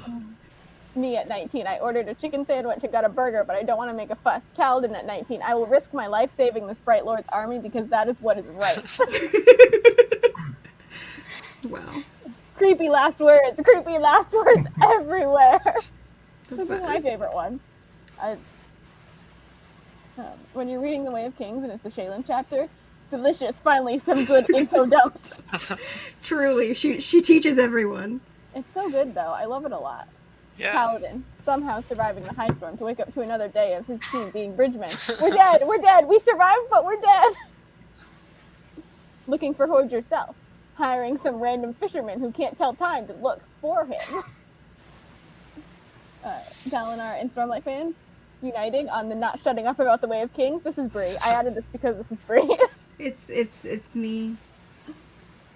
Oh no. Caledon getting a month's worth of wages for 3 days worth of knobweed sap. Wow. Is that the last one? What else is here? Oh yeah, Jasna entering an alley in Carbrant. I'm gonna do what's called a pro gamer move. Jasna, leave me alone. Shaylin, I am once again asking to be rewarded. That one brought me true joy. So funny. Caledon eyeing joining the army instead of going to medical school. I want to be a surgeon, not a. I want to be a soldier, not a surgeon. I like rocks. Caledon and Teen. Yeah. Teen's the best. Okay, then we got quite a bit of fan art. Because we wanted to get like certain themes and then It was like most of the unstoppable. characters. There's like 50 in here. Let's just jump on in. Let's just Let's jump in. speed run it. Speed run it. Speed run. Okay. Here's This a is Wit Hoyd with his little fluty flute. Here's a pair fighting. Some pair of Parshindis. Try to get a couple Parshindis for you guys because they're cool. Here's a prelude. Yes. Nice. Here's Collect this is leaving his sword behind. one of our favorite things. Oh, too Oh far. no, you can't zoom in it enough. I can't zoom it in enough and scroll. Eli, that definitely doesn't count. Get out of Okay, here. so this is a thing where like Dalinar's trying to get Navani to leave, and Navani's like, okay, but I will read you the Way of Kings. And there's a thing where her eyebrows go up and down, like someone made a gif of it. It's amazing, but it won't show correctly on my screen. I'm so sorry. Shaylin. Shaylin, drawn with some This creation character skill. who's like, wow, I'm so ugly. Why am I so ugly? Wow. Yeah. It's because It's only the especially Alethi red are hair. hot with their tan skin and their dark hair. They're so hot. Redheads aren't hot on Roshar. Oh, then the alley scene. Jasmine's way too white in this fan art, but Oh yeah, Yeah. definitely. Way too white. otherwise, it's pretty cool. Renarin, My boy. Navani. That Renarin looked like the guy from FMA that dies in the phone booth. Don't hurt me like that. I loved him. Oh, that does. You're right. Oh, You're right there. Moneyballs. Money balls. Money balls. Money balls. This shows better that they like have a flat side, so they don't Yeah. I continue was talking to about that roll. with Casey. Casey was like, "Yeah, I never pictured them like that." And we're like, "Yeah, but then they would just roll all over the place, like literal marbles. They have a flat side." That Or one's should lame. be. I don't like that one. They kind of look like Halo characters. Yeah. That's funny. It's not exactly how I picture them. Kaladin with Syl. Kaladin and Syl. Oh, this is Adolin, Kaladin. This Syl. is literally my favorite art of Adolin. I'm just smooshing all my words together. Can you zoom it in, Casey? Yeah, hold on. I That's don't my think favorite blonde, art of though. He's mostly blonde though. Yeah, that is It- mostly it- blonde it with is like a little bit of mostly black blonde. mixed It's in. just Yeah. lighter. I don't know. I'm a natural blonde, and I confirm that is a blonde. That is a blonde dude with some black hair mixed in. Yeah, it's a dirty blonde. Yeah, I like Caledon there. yeah. That's cool. This is where Yeah. he gets all the arrows and the shields. Dramatic as fuck. Yup. Oh, Speth. Z- My tiny murder child. Yes. Shards. Sorry. Shard plate. Summoning shard blade. I couldn't get the words out. This is Another Kaladin and Kaladin. Syl looking Oh. over the chasms. Look at this Syl. Kaladin and Syl. I love that Yeah. still. She's so cute. It's basically Cortana. This is Syl. Yeah, this is Syl fighting off the death spren. Chasm stuff. That's cool. I like that. Yeah, Oh, I nice. like this Ooh. That's one. cool. This Yeah, one I got was a lot my of shots the of the chasm. background on my phone for about 3 years It's a really good one. because it's so good. The Adolin and brothers, Renarin. Colin boys. We Colin wanted boys. to cosplay the Colin boys, by the way. Oh yeah, that was our But- plan for this month, but Figuring out those wigs is not going to happen. we would have needed custom wigs. Dalinar. Dad Lenar. Dadlinar, exactly. Dadlinar is my Dadlinar. I don't really like this art that much, but this is Kaladin on the roof with Syl like trying to part the storm, so I wanted to include it. I just don't like because I don't know. Kaladin feels very white, and his hair's like real long in that one, and it freaks me out. And also, the sphere in his hand is like this big. I'm like, why is it that big? He's like holding Like like, an a 8-ball. baseball. Yeah, I'm like, what? But otherwise, just the scene itself, the scene itself. Axes, Axes. Axes, Zeth, Shaylin. Shalon. Caledon and Syl. This is my other favorite art of like Adolin. Adolin, Dalinar, and Renarin. It's cute. But those hairs would be impossible. They're just... Oh yeah, we need custom wigs, so we were like, fuck that. Caledon and Syl. I always like that one a lot. Yeah. Jasna. Jasna, our queen. She also looks too pale in that. Yeah. Dalinar. Caledon. Jasna. There we go. This Navani painting the glyph kills me. Oh. Jasna. Yeah, burning stuff. Caledon. Caledon. Syl. You can tell who put the art together. Yeah. I mean, there's just more art of Caledon for That's Wave true, there Kings. is just a So lot it's of like, art of as far as Caledon. like just Wave Kings art, there's way more of Caledon because like it's his book, it's his focus book. I like how this looks. This is a Portion D. I like the gems in the beard. Like that's like a really Yeah. good depiction of that. It also looks less like actual like armor. Yeah, Yeah. like it looks grown. That's that was my favorite one. That's The cool. Chasm Fiend. He looks so big. This is Risen! this is a me. There's Casey. This is another me. Oh, they're back to back. Yeah, another Risen with her pot of grass. She curled her eyebrows. That's cool. I don't actually think she does in the book. They're not described as curled. I don't think No, hers are they described just- as curled. they're But always some just described Thalens as, curl like- them. So I think people just, took liberties there to curl hers in their art. Yeah. Some Hers, like, Thalens do. Yeah, hers is always just described as like tucked behind her ears. So I don't Yeah. know. Shaylin. Oh, Stormfather. Mufasa. No. That no was for Yeah. Eli. Eli, that's not till, I want to say Oathbringer. That's That Shandy. happens. Oh, the next one's Spider-Man. Oh, Pashendi. I brought you a murder leaf. You skipped right past the murder leaf. I showed it. I brought you a murder leaf. It went right past it on my screen. Yeah, Mine too. I paused. Yeah, like it just went right past it. Like it did not show it at all. It like just like you zoomed right past it to the next Weird. axes. Can you see the Axes. axes? That's a Tiny Jess. Jess. She's just so small. She's just There's so Big Sil and Tiny Jasna. she's so I tiny. should get the Adolin. I don't like that one. No, there's no blackness there. It's like the style is a little off on that one too. Yeah, it's hard to find like really good ones. Yeah. Tiny Navani. Why are the ladies so tiny today? I don't know whether tiny. Oh, another catch claw. Ooh. Yeah. He looks so cool. No? That's cool. Yes. Yeah. Oh, tiny Tiny Renarin. Renarin. The whole Colin family's tiny today in this batch of art. They want to be tiny. I think we're almost to the end though. It takes a second to load. Hello? Loading? Oop. Did it load and then you skipped it again, or did it just not No, load? this one does. Okay. I went back and forth. There we go. Elokar. I don't like the yellow eyes thing. He has yellow eyes. They're like It freaks me out. I His know, eyes are but I yellow. don't mean like in the art. I just mean like and the the idea of concept. it freaks me out. You're like Jasna has violet eyes. Hot. Elokar has yellow eyes. Get that out of my face. Listen, Supernatural has traumatized me. Navani, Jasna, and Dalinar. I don't like this art of Dalinar. Like his hair's like Oh. long and slicked back. It's He super looks like weird. Gray. I It's tell like you who I Beowulf. kind of like. I tell you who I kind of imagined Dalinar looking like the whole time was like because he looks like shit, like most of the time. Hot dad. The lead singer of Rammstein when he started getting old, but like That's Till so specific. Lindemann. Right. But I'll post a picture of him in the all spoilers Okay. because this is exactly how I imagined Oh no. Dalinar. They look too white here. They always look too white. People don't Yeah. understand. I don't think this one's that bad because like they are just tan, but they're like a darker tan.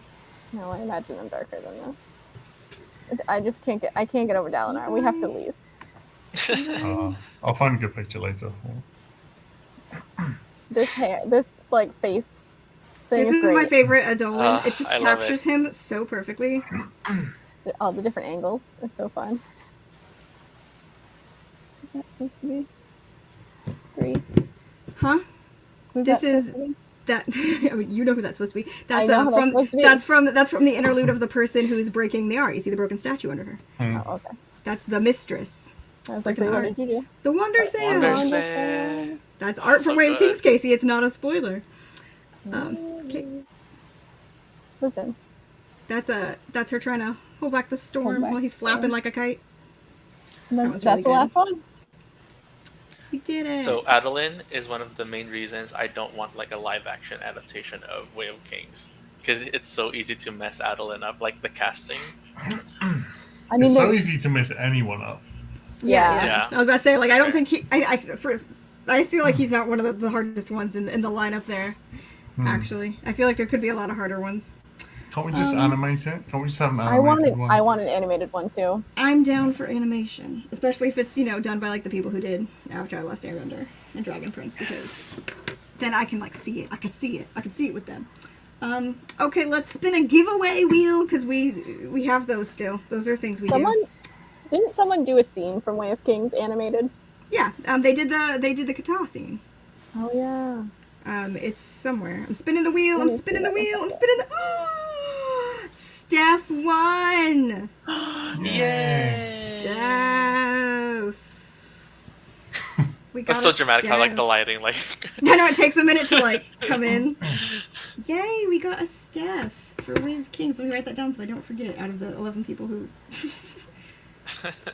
Listen, I'm behind a bit, so it's like trying to keep track of who's won what that I haven't done yet. Okay, Interesting. first of all, what you're saying right here is implying things that no one else needs to know about you. Like, get out. Leave. Like, yeah, you're not correct on what my actual question was. So get out. Oh yeah, could you see like a bunch of random people? But like, yeah, and those also people don't I count. said that we know of. So it's like, yeah, it's like, oh yeah, there could be 28 world hoppers on the screen that we don't know or confirmed. Like, don't play that game. Get out of here. I like Stefan though. I don't know why, but you like Stefan and it made me laugh. Like Congrats pumpkin. to Stefan. All right. Well, is there any other final things anybody wants to say before we let Max go the fuck to sleep? Probably end every live show now. It's cool. It's not even 2 yet. Honestly, you're such a trooper, though. You always stick through. You're writing it out. I'm so proud. Yeah. Any final thoughts? I would say any final thoughts from the chat, but I think it's just Eli, and Eli needs to stop talking. Is the next one as long as this one, or is it longer? It's longer. The book, it's a little bit longer. Not by much. Let me check. I have it right here. Oathbringer is significantly longer, but Words of Radiance is only like a little longer. It's like not. There's the epilogue, not including the Ars Arcanum. It ends on page 1080, and then Way of Kings is like 1001. So it's like 80 pages longer. It's not like a huge difference. But there's My also Way of Kings was Edge longer Dancer. than that. But next month we're also reading Yeah, Edge the UK Dancer. editions are a lot longer. Mine's well- 1124. Well, then Way of Kings. it should still be that amount of difference Yeah. in the Okay. length. I think should be. But yeah, we're reading Words of Radiance and Edge Dancer next month. This first, then this when you're done. Please and thank you. So yeah, everybody who's reading along for the crowd along, make sure you save time to read the novella. It's about 200 pages in like Arcanum. This one's in Arcanum. It's about 200 pages, I think. Yeah. Okay, I'll just leave it at that.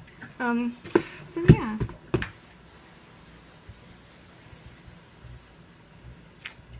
I'm excited for Max to read Words of Radiance. Me So too. good. I started early, so I I'm did 60 too. pages in. I did too. Yeah, you did. Shut Yeah, up. you did. I'm gonna try and start earlier than like the 20th this month. Please do it. probably a It good stressed idea. me out a little bit. I was like, what if all three of them don't finish? And it's like just me, Casey, and Spence. Because I didn't think Nah, Jesse was coming. Like, knew I know I could Jesse's do already it. read it. I knew I could do it. Well, you got like an extra little novella as well. 'Cause the Easy. novellas, Easy. the novellas for Stormlight are required and very important. Okay. Yes, 100%. You'll miss some stuff, and it broadens things. You, with your questions, you will want to read the novellas. So we'll put that out there. Oh my god, my desk is so blue. So yes, that's it, everybody. We haven't set the date for next month yet, but if we stick to doing Sundays, it'll probably be November 7th, because we are pushing them to the next month, the first weekend of the next month each time. So we're not giving people more time, just a little bit, because they're chunky, and now we're reading the novella as well, but also because like holidays coming up, the end of the months are busy for everybody now. Yeah. So it's likely going to be, it'll be that first weekend of November, but we will try to get that scheduled soon so everybody can plan for it. And maybe it won't be 3.5 hours long, but I'd make you no more promises because I lied the last time. We will try, but yes. And stay tuned for Casey and I's cosplays next month. If you have any guesses, you can let us know in the Discord, but we won't tell you. we will not tell you. All right. Thanks for watching, everybody. We'll see you next time. Bye. Life before death, Life before death.